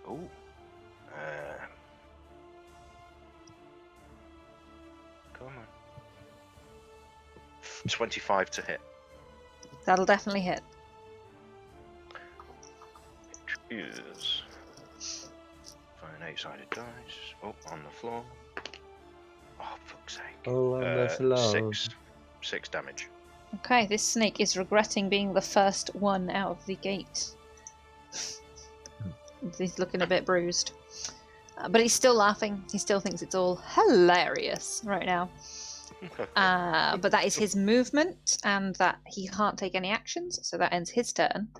So this one is going to slither forwards the 5 feet it needs to in order to make a bite attack against good old Frank in his armor, which I hold no illusions about it actually hitting. That is 11. That's a miss. Your armor would need to be pretty terrible for that to hit. Okay, so that's all he does. And that brings us to Ig with Normand on deck. All right. So, Does the other snake get to move? Not yet. Oh, okay. Does the snail get an attack? No. Okay. Mostly because they don't have an attack. Can't hurt to ask. It turns around and tries to munch on some very dead bracken. So, Igneous is going to just peer into his, like, the collar of his jacket and just say, Roxald, protect Caesarea if anything comes towards her. And he's going to use his bonus action to command him to step in front of her. Oh, do you need him out then? If Unfortunately, he's yes. leaving your thing. That's fine. That's fine. I'll find him again. He's still red, right? He's still red until the next time I summon him. Then I can choose what I want him to be.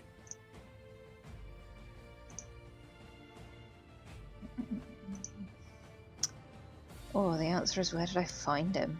Keep going. Okay. Well, he's just going to step in front of Caesary. And he's going to hold his action in case anything comes to attack her. Great. So that's my bonus action to command him to do something. And then I will, looking at the others being occupied, I am going to attack this one on our right.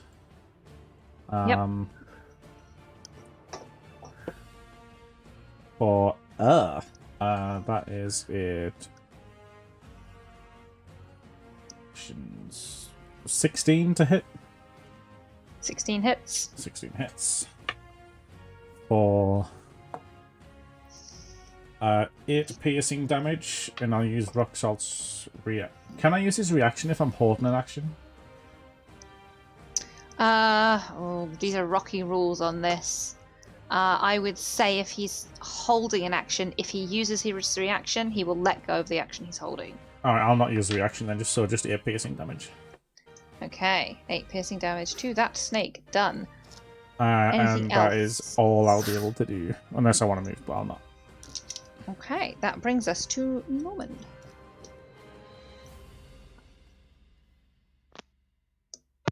Normand is still laughing and apologising to the snake. But you know, he's kind of in the way, so he goes for another shot. Swing away. 25 again. Hits. It's better that time. 13 damage. Ooh. Okay. He is looking hurt. A couple of scales are bent. I don't know how you tell when snakes are hurt. Especially because you're not doing slashing damage, it's mostly thunder and thumping. So They say, ow, that hurts. well, this one would if he wasn't still laughing. Hey, quit it. Can I move after attacking? Stop. You can move whenever you like to during your turn. You need to add a couple more S's to that, man. If I move between squares that are adjacent to the enemy, do they As get long an as you attack opportunity every As time long I as move you through that? stay within 5 feet of him, he won't get attack of an opportunity. It's only when you move out of that range. He is incapacitated, so he cannot use his reaction. So you won't get hurt anyway. Oh, cool. Can I move us down to here then, please? Are you taking the Which snail one's- with you? Yes, which I'm assuming is to about another 20 feet to the base of the tower, is it, from there, at the back? Yeah, about, yeah. Cool. Okay, ending your turn? Yeah. Awesome. The next snake then is going to...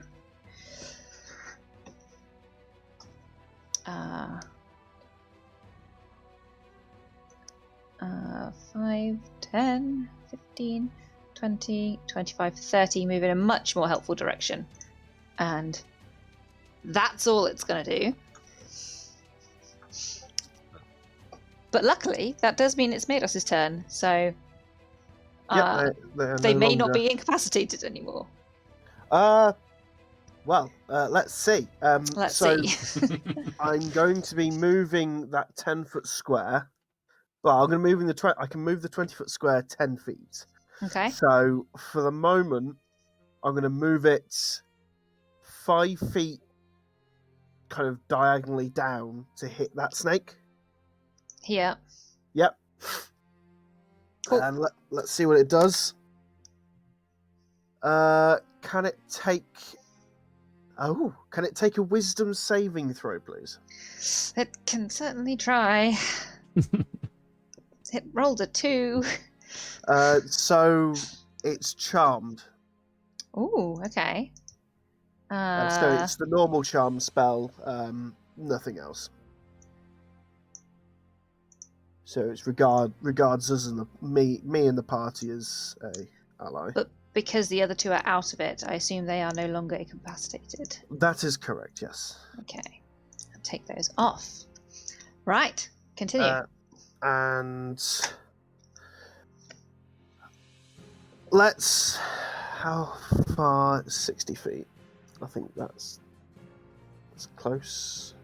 That's well within range. Can the snake at the bottom right make a wisdom saving throw for me as well? Bottom right, yes. Yes. Oh, that was better. That's 19. Okay.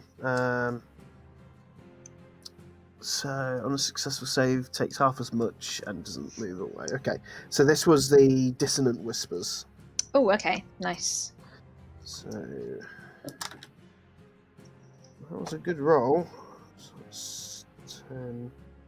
It's 14. Half of 40. 7 points of psychic damage.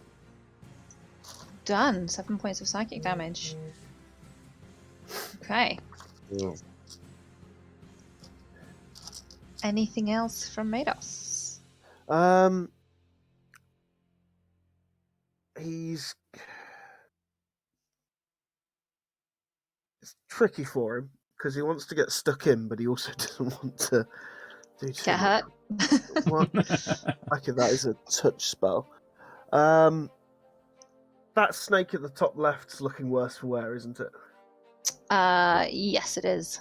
And the middle one's charmed, so for the most part, as long as we don't attack it, You mean the one that's next to Frank? yeah. Mm-hmm. As long as we don't attack it.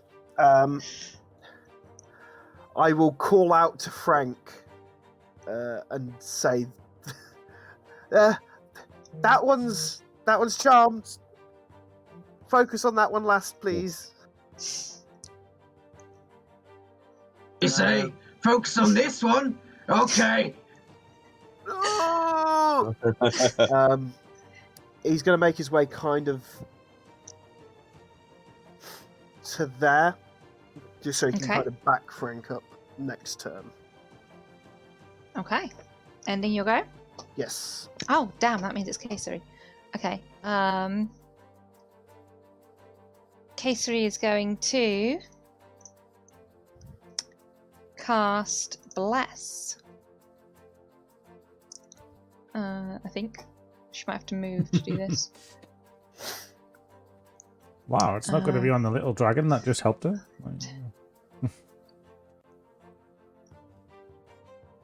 So,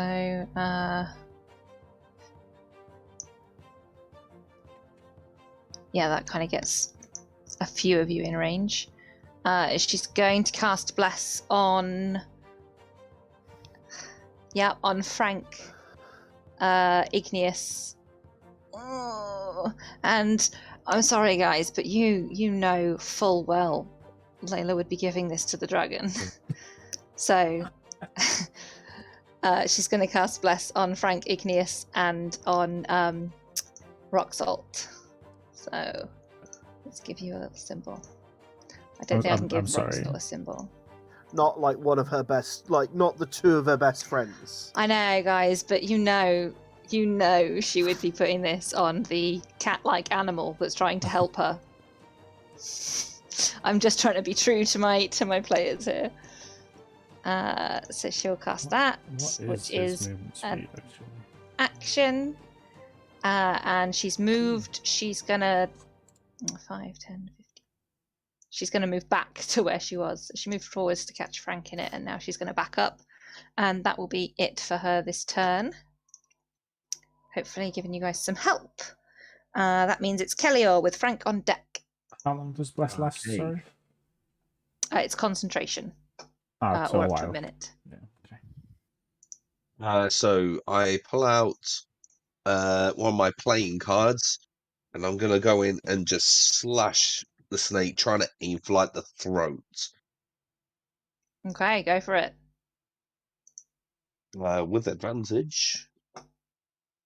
Because you are flanking. Ooh, I rolled a natural 1. Oh. And then I rolled a 10 for 15. 15 hits. Okay. And it's sneak attack because you've got a friend nearby. Yeah. I love rogues. Yeah. Unfortunately, it counts as a dagger, so it's only a D4. Still pretty good. That. Oh, okay. That's 15 points of slashing damage. 15. Ooh. Yeah. And as it is slashing, you do actually start to see lacerations appearing in this snake, who is no longer finding the situation funny, as it begins to drip blood into the mud beneath it. Okay. Anything else? Ooh, I'm so tempted to disengage, but no. So purely I'll say because that. I do adore rogues, and they are my favourite. I will point out daggers are light weapons, Yeah, they are. and you have many cards. Oh, okay. Okay. Now, Lee, if That's you could go right, back to yeah. the first hand gesture you were doing for that one. What?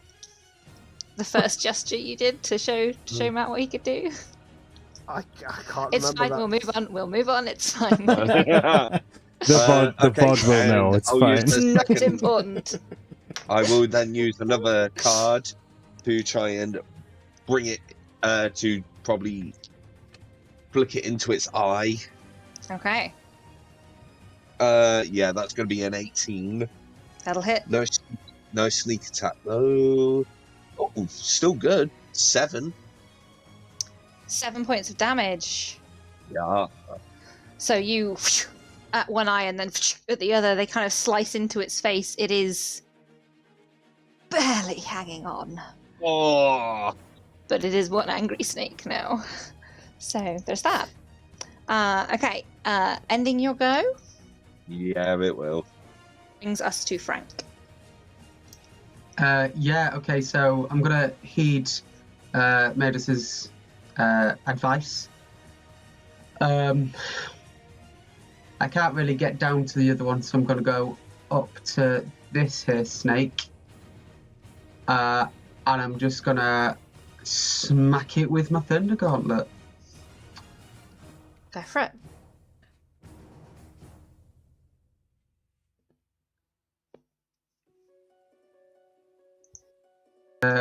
Yes, so that is a 23 to hit. Definitely hits, and then some. And that's going to be 11 thunder damage. You annihilate this snake. You as you punch where the gauntlet connects, lightning fizzles out of the knuckles and spreads through the entire body of the snake. You can see it crackle along the scales all the way down, curving around out of the tail, and what is left behind is a smoky, delicious smelling hunk of meat. I don't know why I'm encouraging you to eat everything you kill, but apparently that's the path we're going down. That's lean into it. Yeah, it's the only way to deal with it.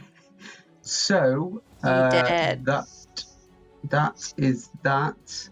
That was 5, 10, 15. So I guess I'll use the rest of my movement to start going down to the other one. Okay. Cool. Ending your turn? Yes. Awesome. That snake is now dead and so won't be doing anything. The other one is now completely disinterested in this fight.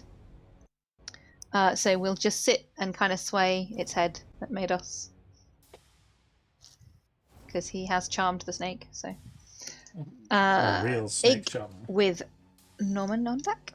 Alright, so this time, with no snakes being nearby, Igneous is just going to straight up attack the furthest one away, so the bottom right, for 23 to hit.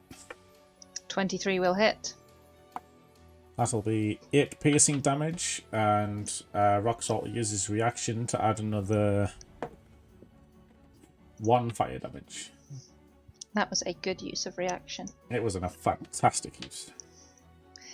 Okay. Awesome. Is that ending your go, or would you like to go somewhere as well?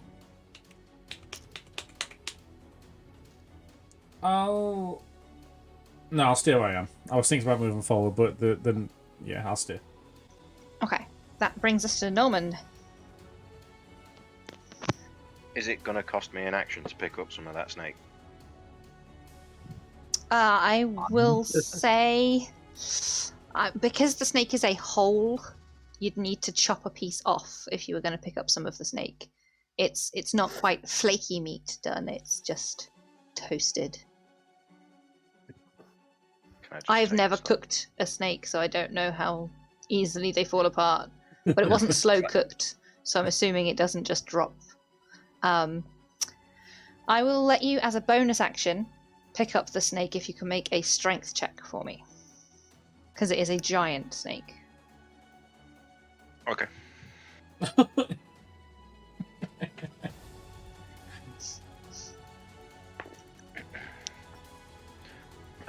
19. Okay, you do struggle, but you manage to get the snake kind of hitched on. It may need rejigging if you're going to move too fast. Not likely on a snail. Cool. So 1, 2, 3, 4. If I move down to here, would that put me at the base of the back of the tower there? I would say yes. With 20 feet of movement, you're now at the base of the back of the tower. Cool. Do snails get dash? I don't see why not. Could I move 20 feet up the tower? You can climb 20 feet up the backside of the tower, yes. So we will now consider you 5, 10, 15, 20. So about that high up the tower. About 10 feet away. Lovely. Cool. Okay. Ending your go? Yeah. Cool. Yeah. In that case, we will move on to the next snake. I'm just going to be the MVP of this fight. Yeah, I'd completely forgotten that we were meant to be rescuing the guy, so I don't know how Norman's still on task. Normand is just really excited to see how this basket was talking. Yeah, we didn't see anybody. Like, we just heard That's it. fair. That's talking. fair. Oh, well, we're talking basket. Okay, so he kind of slithers around the side. He will have passed through this square, Mados. Does he need to make a roll at all, or is it just when it's cast? The spell will go off on the start of each of my turns. Okay, so he slithers through and gets round. So he is facing Frank, and he is going to take a bite, hopefully, if I can ever hit anything with any of the bad guys. Oh, possibly. That is a 21 to hit. Yeah. Cool. He is going to take a chunk out of you. I haven't hit with it yet, so I don't have my dice ready. And he will do 6 points of damage, piercing damage, and you need to make a Constitution saving throw.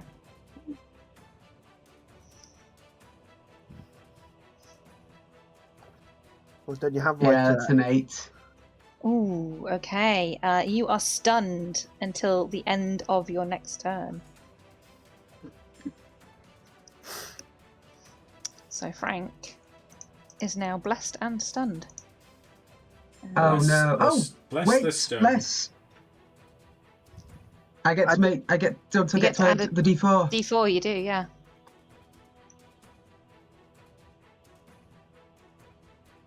9.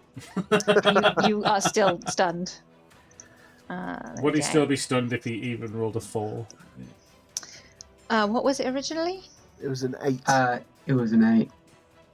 You would have to have rolled a 4 to pass that. So there could have been a saving grace there, but not quite. However, that does surprisingly. That does end that snake's turn, bringing us to Mados with case 3 on deck. Okay. Frank, how do you feel about having a really good time? We're in the middle of a fight, guys. Let's not go there. It's party time. Yeah, could do. Okay, I'm going to move the square 10 feet to cover both snakes, but also include Frank. Okay, daring. It does mean that the other snake, however, it will lose its charm effect because that only lasts a turn. Okay, so snake is not charmed. Can drop that. So Cool. I don't suppose there's a possibility of this spell just happening to remove all stunned conditions from. well, it might do. Who knows?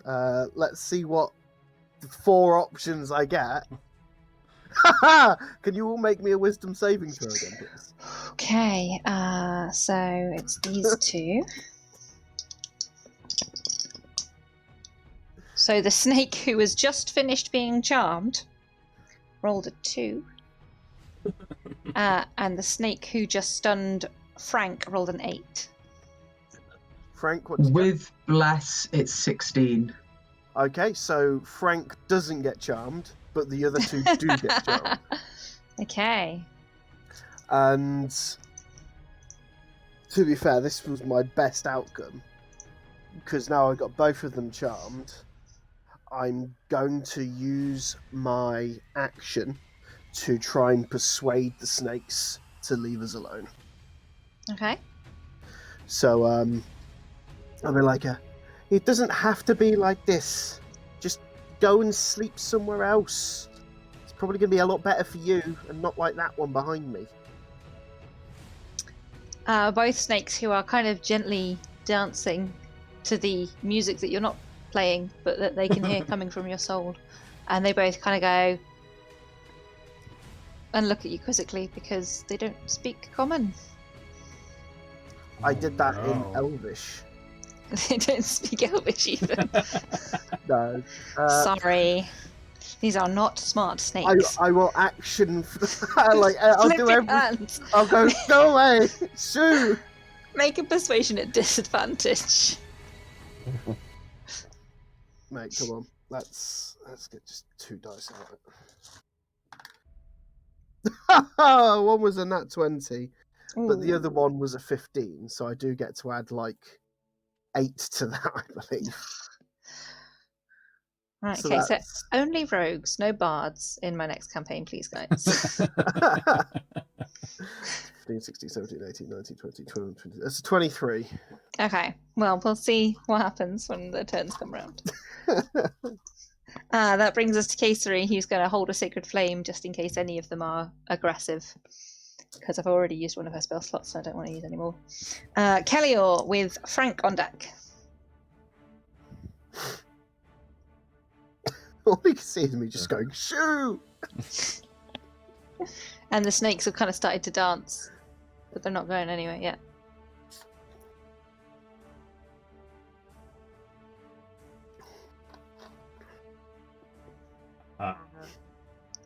Matt? Yeah, I'm just having a think. I couldn't tell if your mic was up or not, sorry. They're both charmed, aren't they? For a turn. They're both Oh, swaying okay. happily. 5, 10, 15, 20. I am again going to flick 2 of my cards and aim for this one here. Okay, make attack rolls. Right. First attack. 12. 12 misses. Second attack. Natural 20. That'll hit. And is that sneak attack, or is that because It it's is, not- because It is. Frank is next to him. Frank is incapacitated. Does that affect sneak attack? Yeah. Oh, okay I then. think it does. It does not get sneak attack. It's still double Okay, damage. fuck. But thank you for your Yeah. honesty. Sorry. That'll just be 11 points of damage. Okay. So it's quite happy, just swaying away, enjoying the not music, and then stunk gets struck in the face by a card. I'm assuming the charm drops, It's a charm spell, so and it turns to glare at the person who's just put a dent in its scales. And that's Does that all I end your can turn? do. Okay. Yeah. Frank is stunned. But the good news is, at the end of your turn, you are no longer stunned. So we can Brilliant. that one. That one's dead, but this one is... Oh, this one is still charmed, so the one this side of you near the tower, he's just going to sway a bit more, which will bring us... That's fine. Okay, which will bring us to Igneous with Normand on deck. How is the one that Kelly just attacked looking? One that Kellior attacked. He's taking some hits. But he's still alright. He's not terrible. Alright. I'll not do the fun thing then, because it'll do less damage. Igneous will just use his bow to go for the attack as normal. Go for it. That'll be a 26 to hit. On the uncharmed one. Yes, sorry, the uncharmed one, yes. Yeah, that hits. That'll be 5 piercing damage, reaction for the extra fire, 6 fire damage, so 11 altogether. Ooh. Nicely done. He's looking angry. Nice, that's all I can do. Okay. I'll back up 5 feet just so I'm next to Kisri. Okay. That gives us Normand next. Norman's going to travel the rest of the way towards the talking basket. Okay, I will say that you get up to the talking basket, and if you would like to, you can look in. Yeah.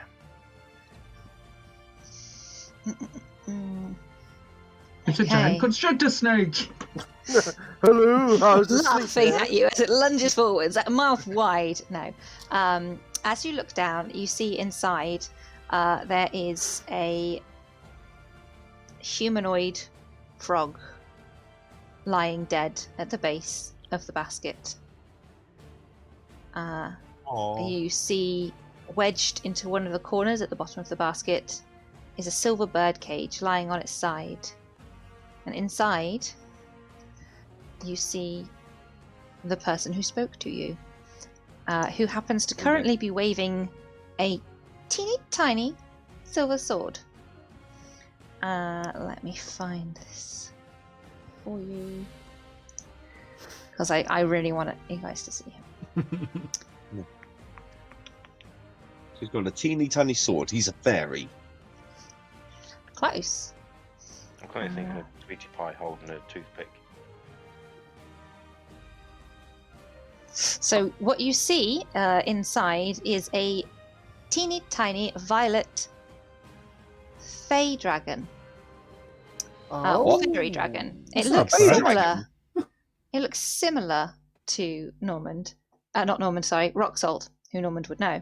But instead of having sort of the usual draconic wings, it has more like butterfly wings extended behind it. It is wearing teeny tiny gauntlets, a teeny tiny belt with a teeny tiny scabbard, a teeny tiny necklace, and is sporting a teeny tiny mustache. A mustache. I hope all of those things, including Oh the my- mustache, yeah. are magic items. I That have so many nose. plans for a mustache. That nose. So that is what you see in the bottom of the basket. Oh my god. Isn't he adorable? That is so cute. This talking basket's eating a dragon. But he is inside the silver bird cage, and he is sort of lashing his sword against it as if he wants to help, but he can't because he's in a cage. Hello. And that's going to be your round, I'm afraid. Yeah, no. Movement and perceiving, leading us to a snake, who is not charmed, and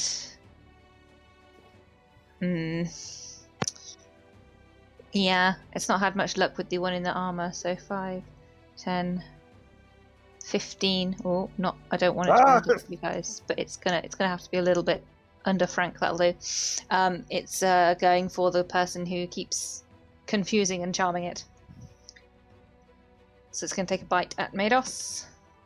It could still Which be one up, I is- think, couldn't it? But it No, doesn't- when I do that, it hits into Kellior. If I move him there. Isn't he still within 5 feet diagonally? He was there anyway. Yeah. He's moved round. Yeah, he's still going to go for Mados. With an 18 to hit. Yeah, that hits. Okay. Sorry.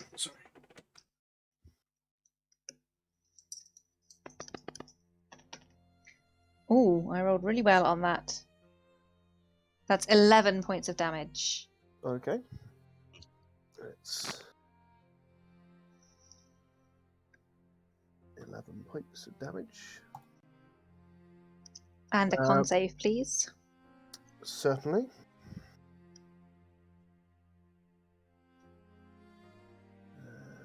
Where are we? That is a 15. Okay, you shake off the other effect of this bite, and you are not stunned. I will use my reaction to Hellish Rebuke, please. Ooh, I forgot you had tiefling power. So I've not really ever used this before, so. Creature that damaged you is momentarily surrounded by hellish flame. The creature must make a dexterity saving throw for me, please. Oh, natural 1. Ooh. So let me find a d10.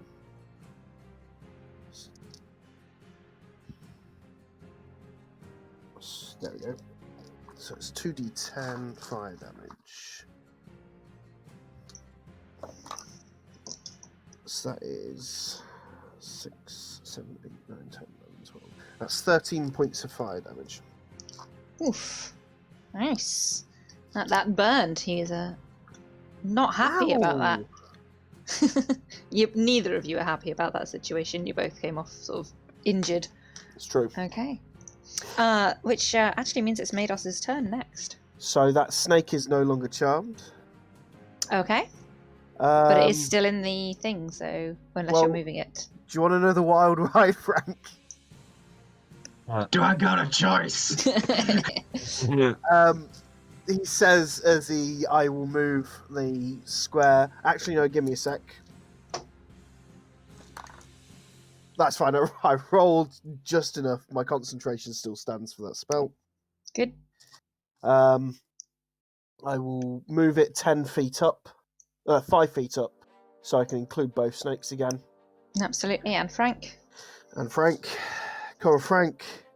It's another one. That's another one. Can you all make me wisdom saving throws again? Okay, so this time the one nearest the tower got 19. Okay, it saves.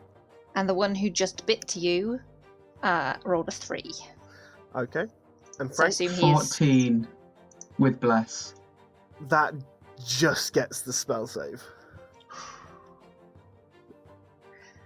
Is this charm again? It is charm again, yes. Okay, so that snake who's now slithered up, bitten you, and then decided you're really sweet, even though you hurt him back.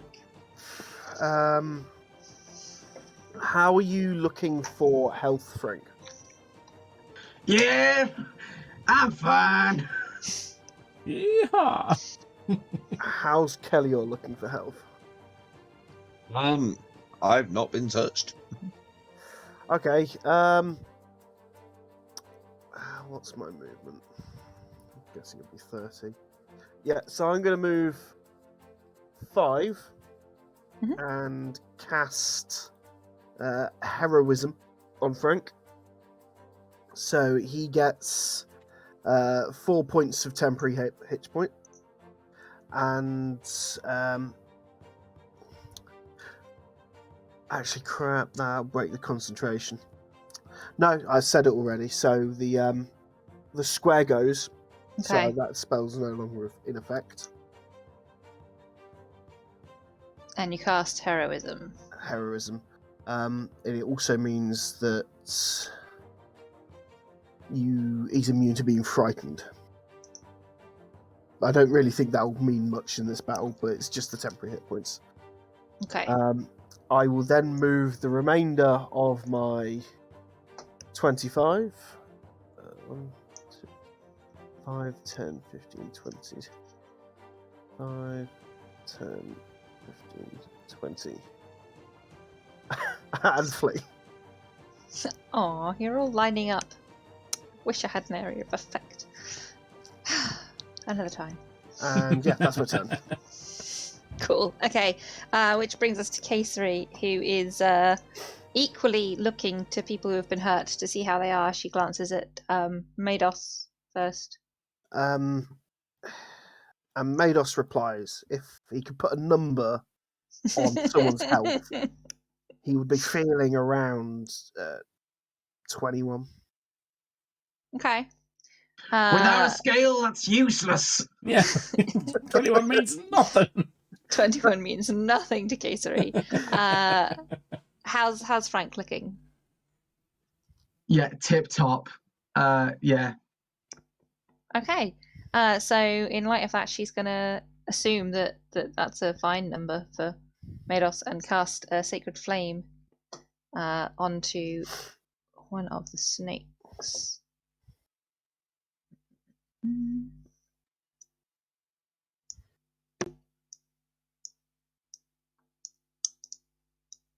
Just having technical issues. Hold on. Okay. But not major technical issues. Touch wood. We have avoided those for now. Oh, I was also about to do music for you as well. I thought it was different technical issues. No. Oh, that's not a great roll. No, she misses. Her Sacred Flame just straight past it. Ending her turn because she's not going to run any further. Actually, you know what? This snake has got pretty close. 5, 10, 15. She's going to back up. And that will end her go. Bringing us to Kellior with Frank on deck. Right. And then what I will do... I'm probably just going to edge round here just for the advantage and hard it again. Cool. First one is 23. That'll hit. Okay. Sneak attack. That's 11 points of damage. Okay. Second attack. Oh, natural 19. That'll hit.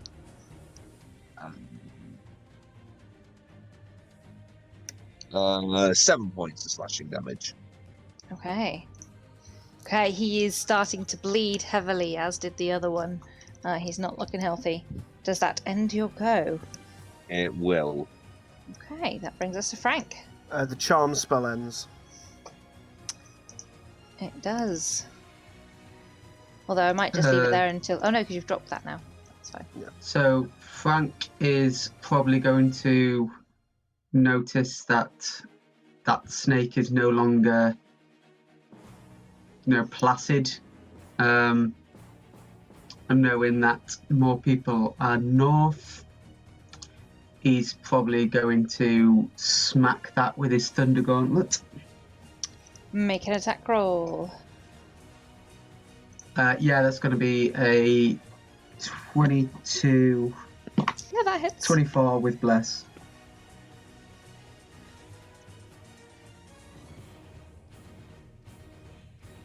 Yes, and that is going to be... Where's my... Can't find my D8. Oh, it's there. That's going to be 10 thunder damage. 10 thunder damage. You, once again, cook yourself a snake. More lightning crackling down the length of it, and the smell of delicious cooked meats flows freely from beneath the scales. I might be hungry, guys. That might be the issue.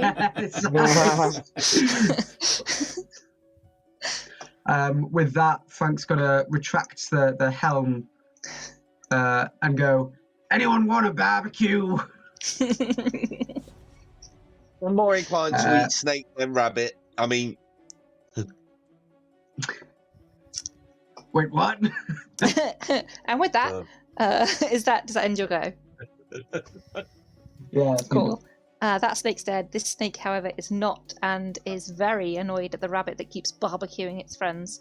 So he's going to come up behind you and he's going to make an attack against you again for a 10. Nah, pal. He's a little too scared of the smell and wondering why he kind of finds it delicious. He's in a very difficult place right now. So he misses, ending his turn and bringing us to Igneous. How's it looking? This one it's not been. It's barely been You guys touched. haven't focused on this one, so it's taken some damage, but barely any. Well, what I'm gonna do, if I take the shortest route possible, a small creature can move through the. As long as it doesn't finish in the space of an enemy, it can move through, right? It will provoke an attack of opportunity, but yes. If it moves through it, that's fine. That's fine. 5, 10. If it passes 15. out of its range. Oh no, not out of its range. No. Okay. 5, 10, 15, 20, 25, 30, 34. So, rock salt can get here, which will be directly below Frank. Do you know what? I'm such an idiot. I can totally give you control of Rock Salt. You can move him now. Awesome. Rock salt. Igneous is gonna use his bonus action to command rock salt. Let me just double check it is just the bonus action to make him do an attack. In combat, change your initiative count. Only action it can take is a dodge action unless you take a bonus action on your turn to command it to take another action. So yeah, Igneous is gonna make rock salt attack the snake from behind. At advantage because he is now flanking. His attack.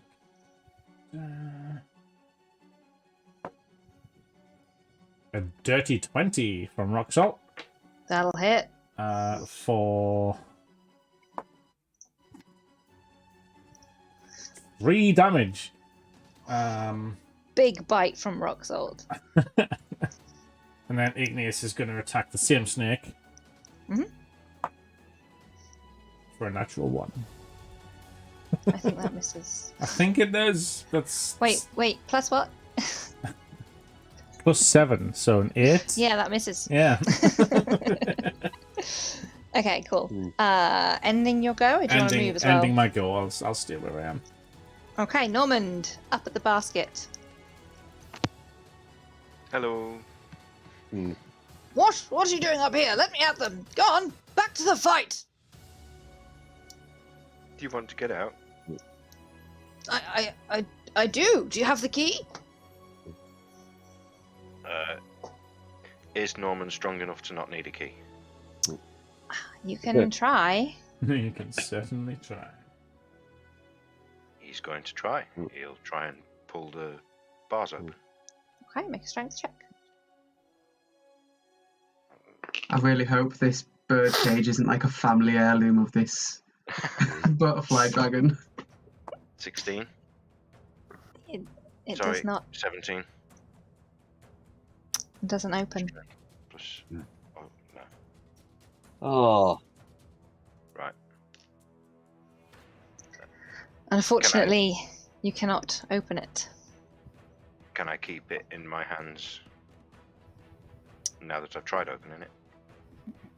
Quite possibly. Yeah, you can. There's nothing saying that it is in any way attached to the basket. You can definitely pick it up. Cool.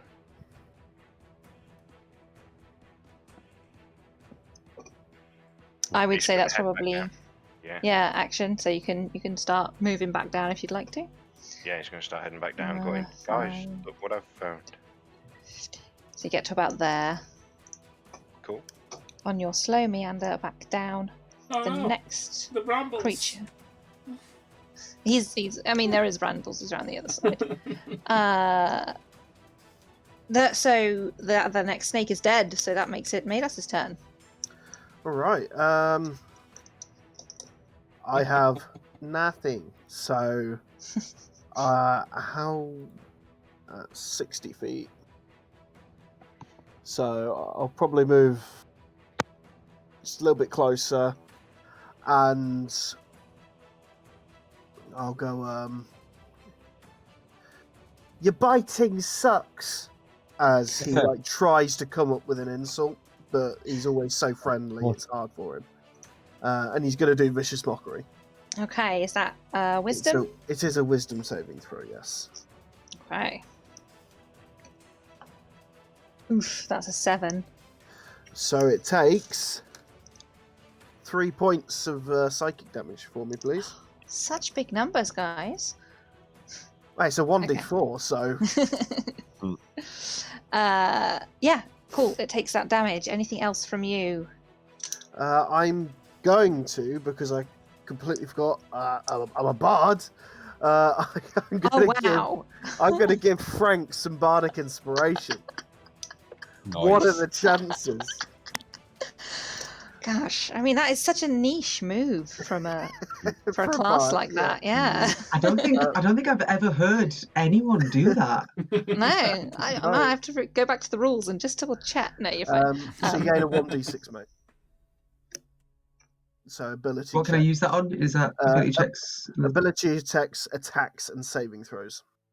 Dope. This Cheers. can be added after seeing the roll, but before knowing the outcome. Sound. So everything. Okay, does that end your turn? It does, yes. Kayseri is just going to fire off a Sacred Flame again. Ooh, and that one will hit. So she will deal 6 points of damage. Not bad. Okay. Which means it's Kelly with Frank on deck. Okay. It's got pretty one-sided quickly.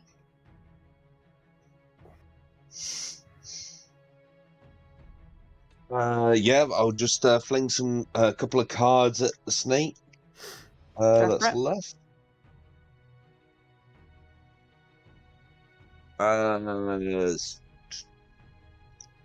19.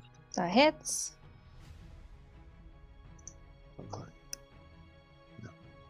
12 points of slashing damage. 12 points of slashing damage. Is that with your sneak attack? That is sneak attack, yeah. Oh, 13 for the second one. 13 is what you need. Oh, thank God for that. That's cocked. Oh, 4 points of slashing damage. Okay. Nice. You're wearing him down, slowly but surely, like pecking him to death. It's cute. Is that ending your turn, or are you moving as well? I'm going to move 5, 10, 15, 20, 25, 30. I'm going to start heading towards the door, see if I can get it open soon. Okay, so you're going to try and meet the snail as it reaches the bottom of the tower? Yeah. Okay, Yeah. cool. In that case, we come to Frank. Frank's going to take a step back from his usual playbook and hit him with the Thunder Gauntlets. Something new and different for us. Mixing it up is always fun. I'm twist! using the bardic inspiration.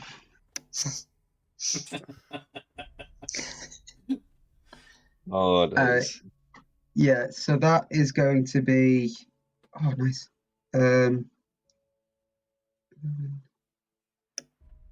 17 to hit. That will hit, yes. Hey. And that's 10 thunder damage. You could have added the bless onto it as well. You can stack them. I did. Aha! Oh, 10 thunder I added damage. the bless first. Okay. Yeah. Cool, he takes that damage. Anything else? No, that's it. He does have disadvantage on... The snake does have disadvantage on any attacks apart from against me until the start of next turn.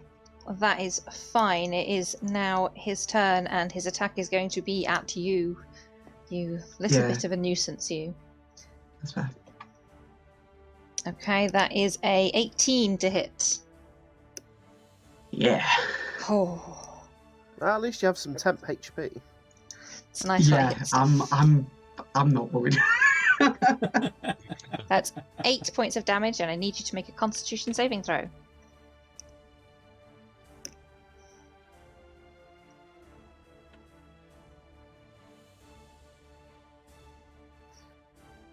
That's going to be 19. Okay, you succeed. You do not get stunned. You're kind of you've been through this before. You're kind of ready to shake it off this time. Together. That is. Can he move?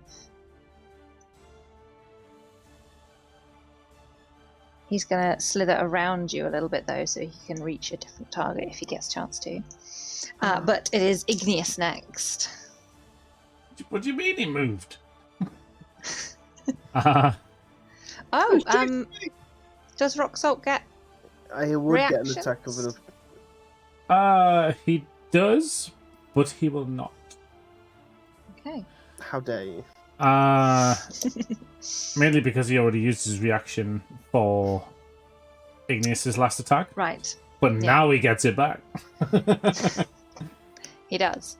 So Igneous is just going to say to Rock Salt, "Come on, boy. It's feeding time."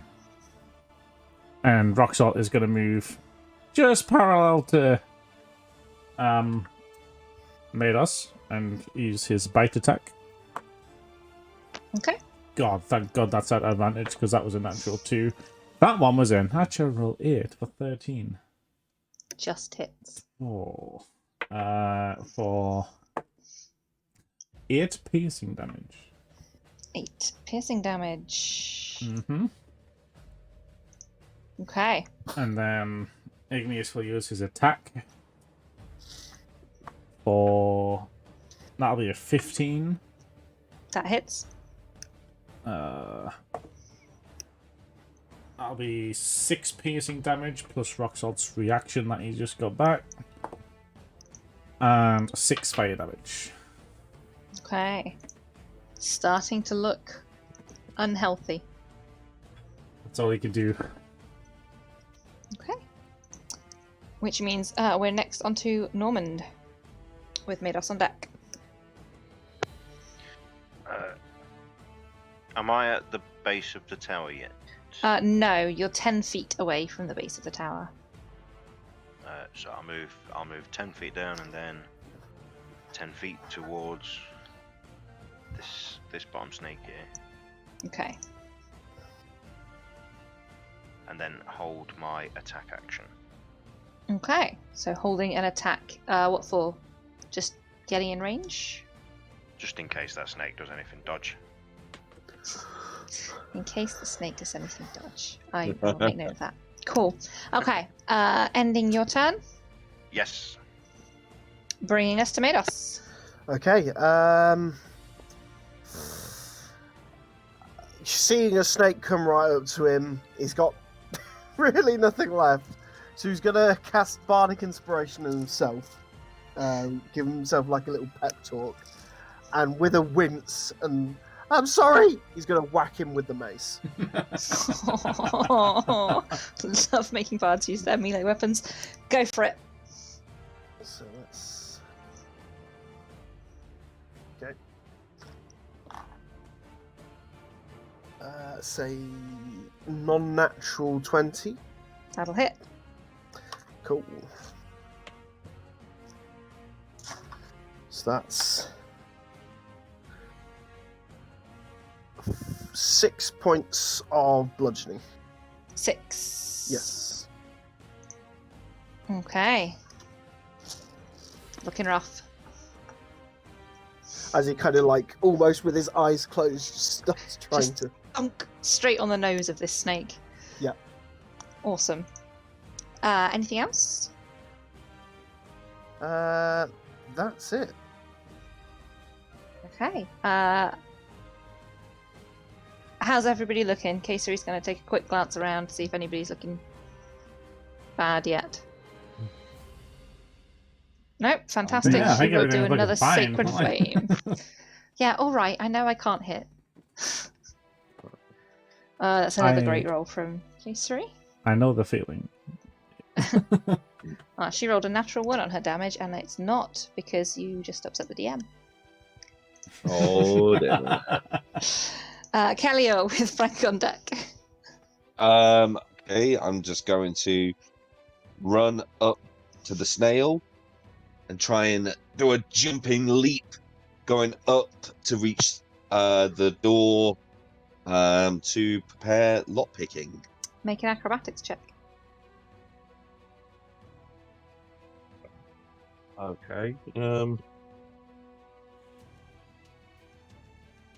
That's a 5. So you take a running leap, forgetting that this is a very muddy, swampy area. Your foot slips and you faceplant into snail shell.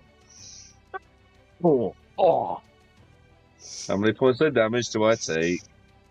I will not make you take points of damage. I will Okay, laugh cool. at you for your attempt, though. 3 points Am of I allowed ego any more damage.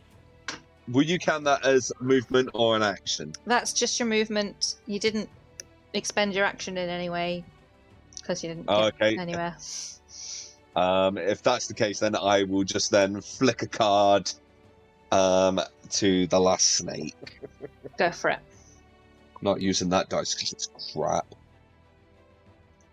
19. Hits.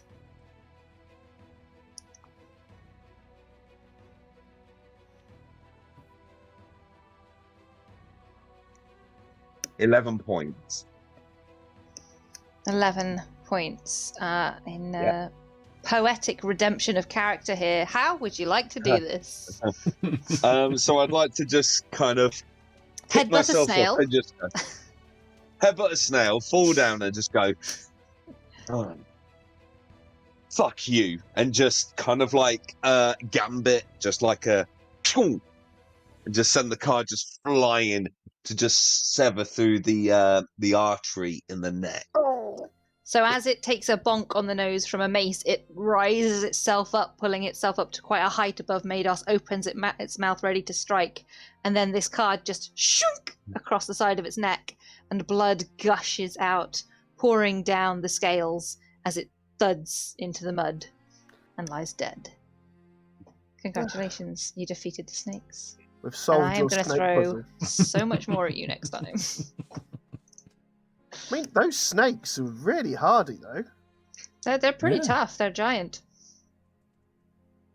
They're alright. Okay, It's all right. so we're out of combat. You guys are all free and easy. The snakes are dead. What would you like to do? For half of that combat, we've had this fantastic purple dragon at the side of the screen. I noticed that. I didn't say anything because I thought it was a really creative choice. Like, you were reminding people what was at stake.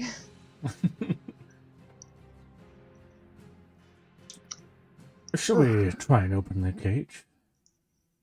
Well, if there's anyone I know who can try and open it, it'll be you, Kellyo.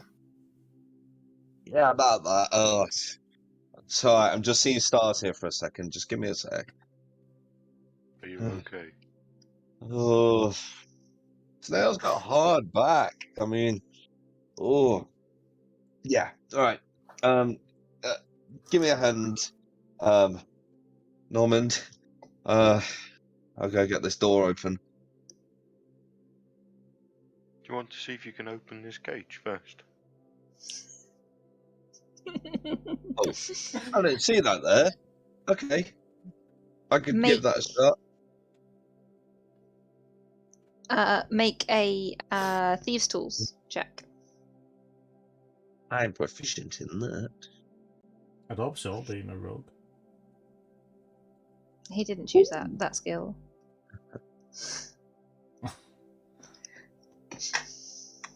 Hold on. What's my proficiency?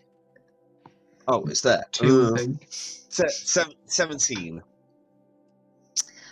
You get your lockpicks in, and as you are utilizing them and fumbling around, you notice there isn't the usual resistance, and there isn't the usual set of tumblers that you can discover in there, or anything that you're used to finding. This doesn't appear to be a pickable lock.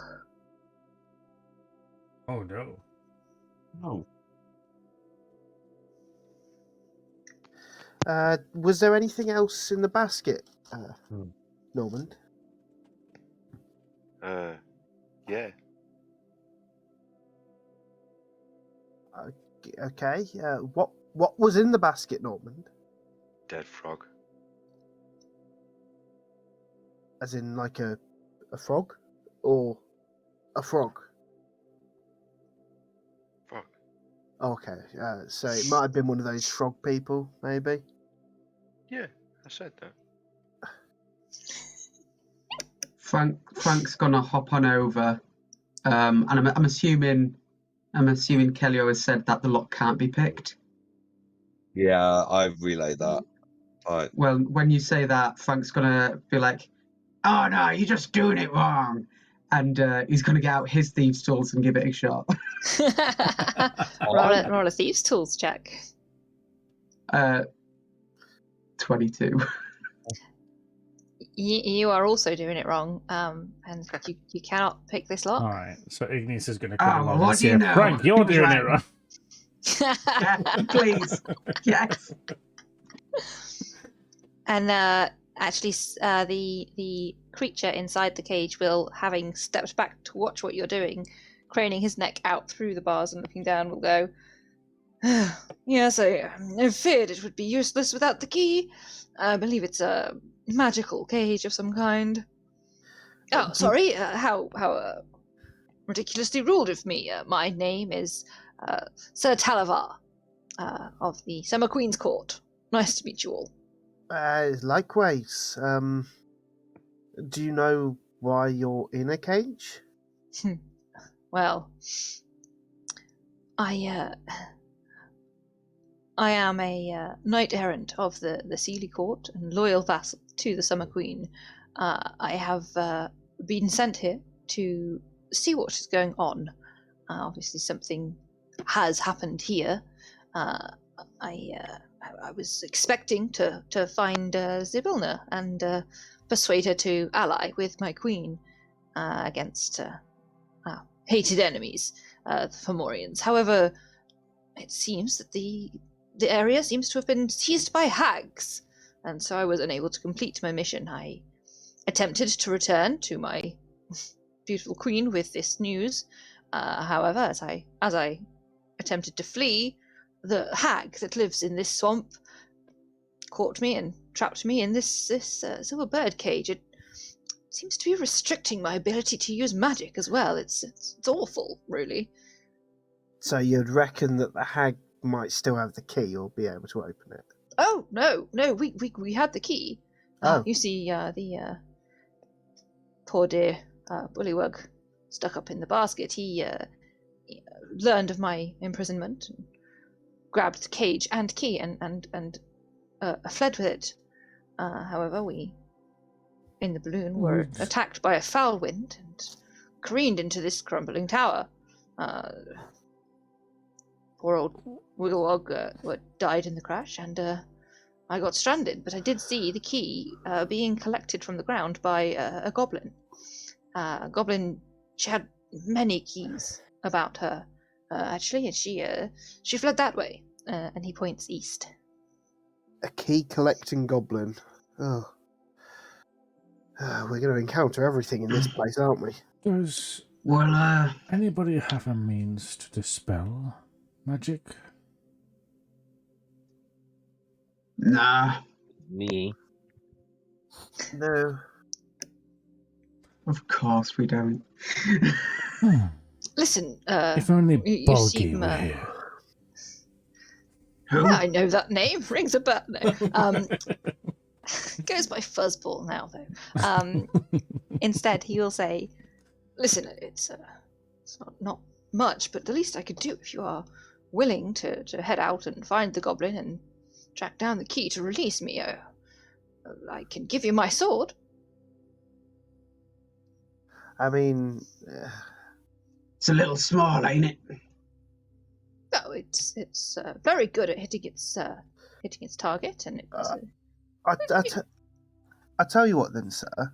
If we can help you get your key, get the key to help you out, will you help us out with our quest to get rid of that hag? Because I know that you're meant to be reporting to the Queen anyway, and helping us will help you be able to escape. Well, I don't know that I can interfere with the actual hag herself. Obviously, she's already seen me and caught me.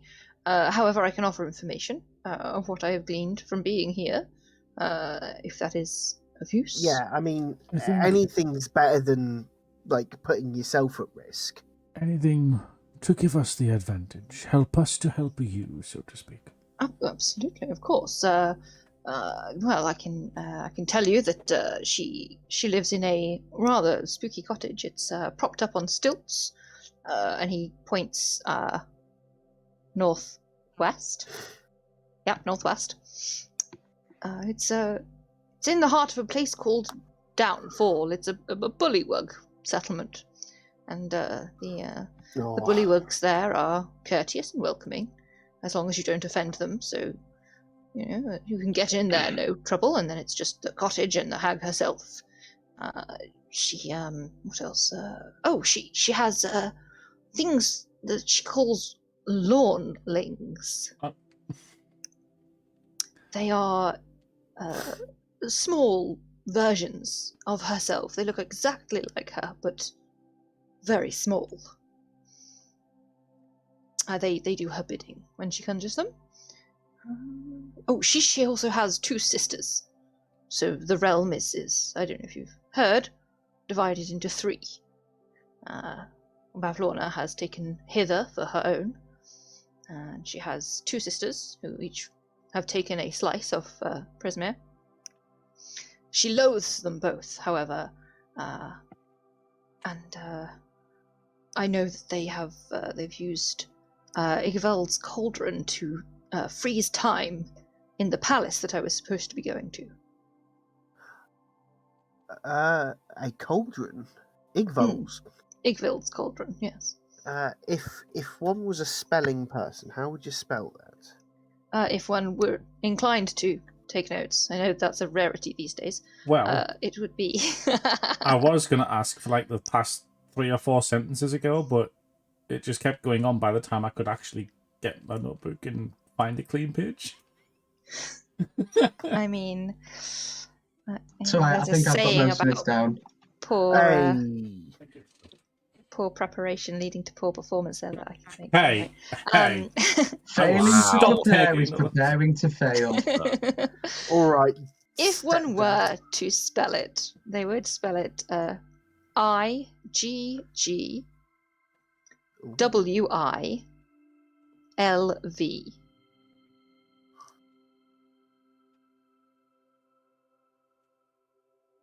Igwilv.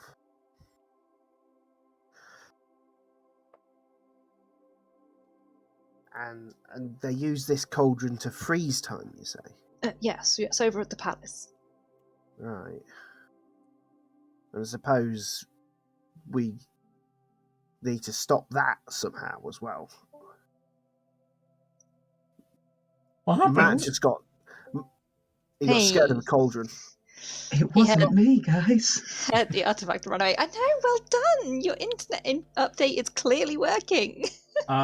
So, to be that guy, because I was actually trying to take notes, Hag was in the northwest of where we are right now, yes? The spooky cottage is northwest of where you are, yeah. Right. In a Bullywug town. I've got the 2 sisters, Bullywugs, which are pretty much copies of her. Was there a name for that area? No, the Bullywugs look like her. The Bullywugs don't look like her. The Bullywugs are like frog-like fact, creatures. Well, you guys wouldn't know that. Just out of... What's a bullywug?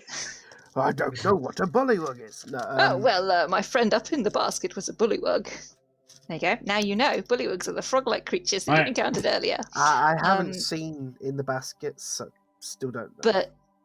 but Normand did say there was a frog in the basket. No, the things that look like tiny copies of herself are called lawnlings. So her name is both Lorna, and she has lawnling minions. Lorna. Ling.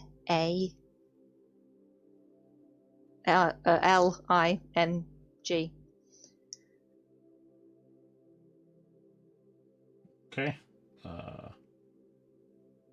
They're her minions, and they look like tiny versions of herself. Okay. Did the area have a name? Sorry.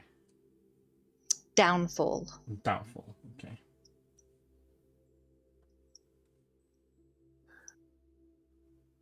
Now, I was gonna put my notebook to the side again. And I was like, no, keep it. shall we actually continue on? I mean, is there anything in this tower that we need to know about that you would know? Well, I only caught a glimpse as we were falling towards it, but it seems mostly hollow and empty, just a staircase and some broken flooring. Might be a place to rest if we need to. Yeah, It's an operation. it just means that we'll lose ground of where that goblin is. I mean, Well, Yeah. I tell you I mean, what, we can leave a trail of keys for it. I've made a living of tracking things. If I can find any form of goblin tracks, we follow. If not, we rest. I Yeah. mean, couldn't you do that in the morning then? I could, but that means losing the time that you're worried about losing. True. I could check now, or we could just rest. Does anyone need rest? I do. I would like to get a long rest. Yeah, alright. There are one or two Catery's things fine. I would like to use. If we were to continue further,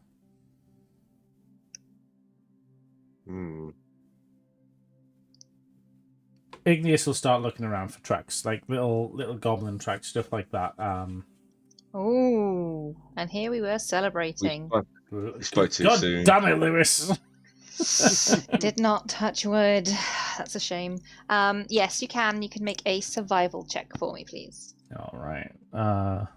Just to everybody watching, video cameras will fix themselves. In 3, 2, 2.5. That One. will be survival, yeah. Yes. It'll be a 15.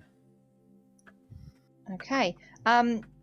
You look around. Luckily, this ground is wet, and the footprints aren't that old because you did come pretty much straight here. So you do find some fresh goblin tracks leading in the direction that the violet fairy dragon pointed. All right. I'll point it out to the group and just be like, we know the general direction they're going. I myself would like to rest. If the majority would like to, I suggest we do. Yeah, I think a rest's in order. Yeah, sure thing. Why not? Okay, so We you move in. You do see that there is a spiral staircase leading up. You can see there are floors above you. Most of them have some form of hole or are completely gone. I think I would like, or I would at least tell the group that we should probably check out the floors before going to sleep. Yeah. I'll just start moving up, checking the floors then. Cool. I was prepared for you to go backwards. Oh no, there's stuff on the floors. Yeah.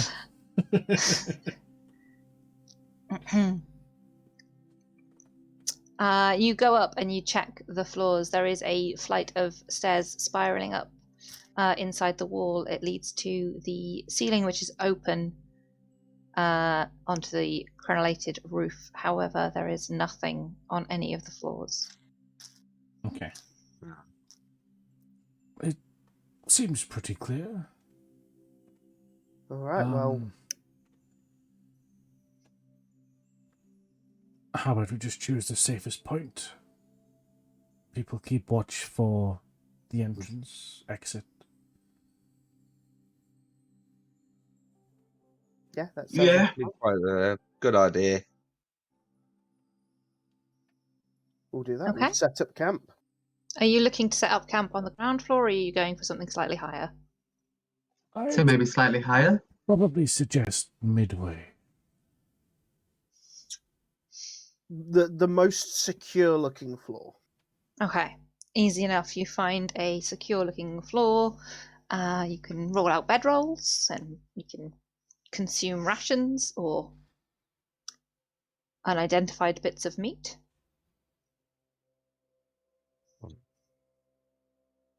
Depending on what people want to eat. You got 2 Igneous- giant snakes, well cooked. Igneous will start would cooking unidentified pieces of meat. Okay. Normand will have dragged the snake that he's carrying in with him. Okay. I don't know if Normand would know this, but Igneous certainly would. That if you're going to eat this snake, you will need to skin it first. Yes. If he does go to just throw it onto the... or sorry, because it's already cooked, so if he does go to just start eating it, Normand, here, take this.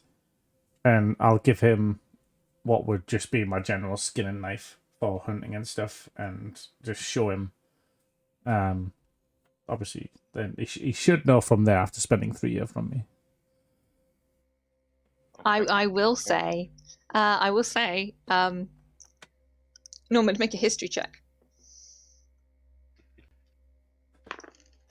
He's a forgetful guy. Oh, that's a minus. 8. He struggles. He is not certain what he is doing. He tucks the knife into his waistband and says, "Oh, thank you. I like this knife," and then goes to take a bite. Oh, can somebody watch this meat for me? And I'll go and help him skin the snake. I'll go and watch the meat cooking. Yep, you do that. You sit and you watch that meat cook. It's not shape. Large hunk of meat.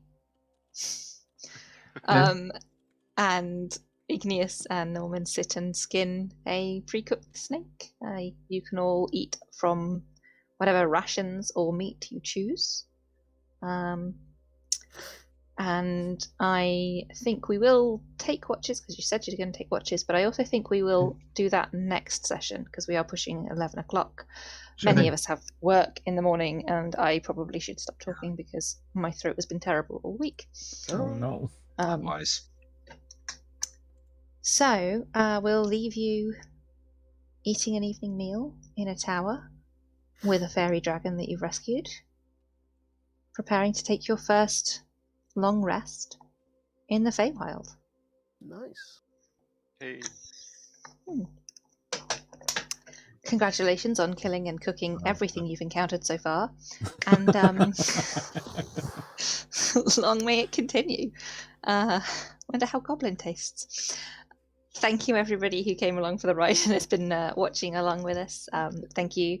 I can people that we've seen before and in chat and everything. It is always great to see you, and sorry if we don't get to interact too much, but obviously we are playing as we go.